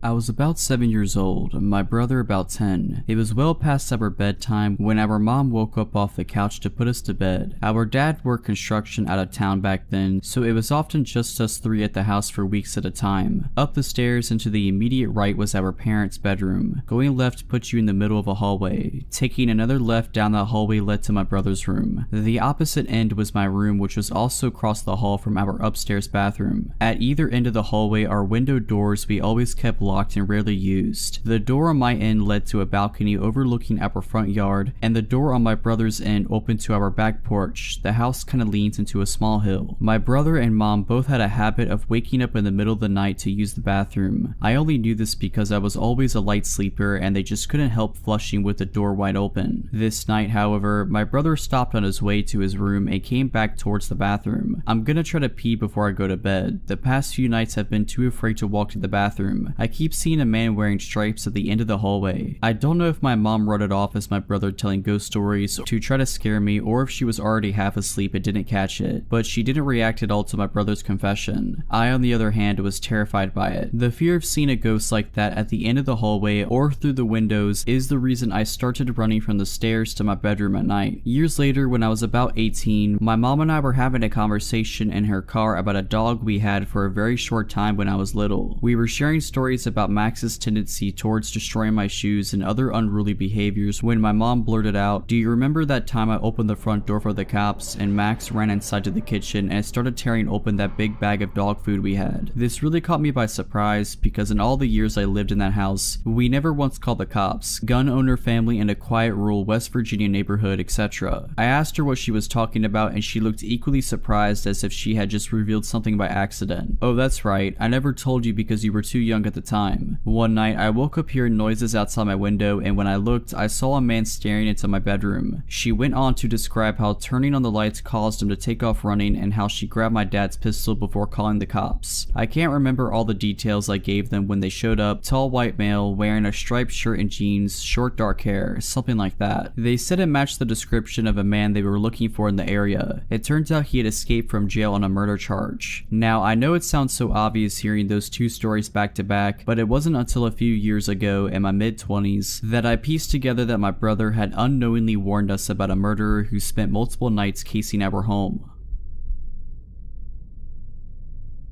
At the time, I just turned 17 and was still pretty naive. I live in England, so it is legal to work in a bar and serve alcohol supervised, but not to drink alcohol. Not that it stopped me. I worked in a working men's club filled with middle-aged elderly people. Most were really nice. I sold bingo tickets twice for a week for my dad's cousin and I was pretty good at it. It's not typical to get tips here, but I earned more in tips than I did my actual wage. On a Saturday, my dad would come with me to have a drink with my elder sister while they played competitive darts in the main bar overlooking my booth. This one particular night, there was a middle-aged, average-looking guy, a little on the plump side but generally unnoticeable. On the first round of selling tickets, he was at the fruit machine opposite the entire time, looking over at me occasionally. The second round he approached me, asked me what I was selling, how bingo worked, etc. Clearly had never played before, but hey, everyone starts somewhere, right? He bought some tickets and offered to buy me a drink. I declined and informed him I was underage. By now I had a bit of an uneasy vibe and didn't want to take a drink from a guy I don't know. He then offered a cola, complimenting me a little too hard. Again declined and went on my way to help with the game in the main hall, part of my job. Third time, he stood against the wall adjacent to me and just watched me work. He'd waited until the queue calmed down and bragged about how much money he had and now he wants to be my sugar dad. How cute I am, commenting on my figure. I was trapped in my booth. I was late into the main hall, so the concert chairman, guy who calls out the bingo numbers and gives out winnings, comes out and asks what was going on. This guy claims we were just talking. I apologized to the chairman and he walked me to the hall, said he could see I was freaked out, so I told him everything. He made the bar staff aware, who also made my boss, my dad's cousin, aware also. Last round of selling tickets, he doesn't even wait for me to get back in my booth. He grabs my butt, telling me how he wants to be my sugar dad once again, tries to push me against the wall and is suddenly spun around, not just by my dad but my boss and numerous staff members and customers who heard and saw what went down. He started arguing his innocence until my dad not so politely introduced himself. He knew he was screwed. My dad punched him in the nose, blood running down his face. Everyone picked him up like a plank of wood and threw him out the closed door. Never saw him after that. Everyone checked up on me to make sure I was okay. My sister covered the rest of the shift and I had a free bar tab for 2 months. Alright, so that's it. I hope you enjoyed this compilation. Let me know down in the comments below if you want to hear another one of these compilations every once in a while. But as always, have a nice day.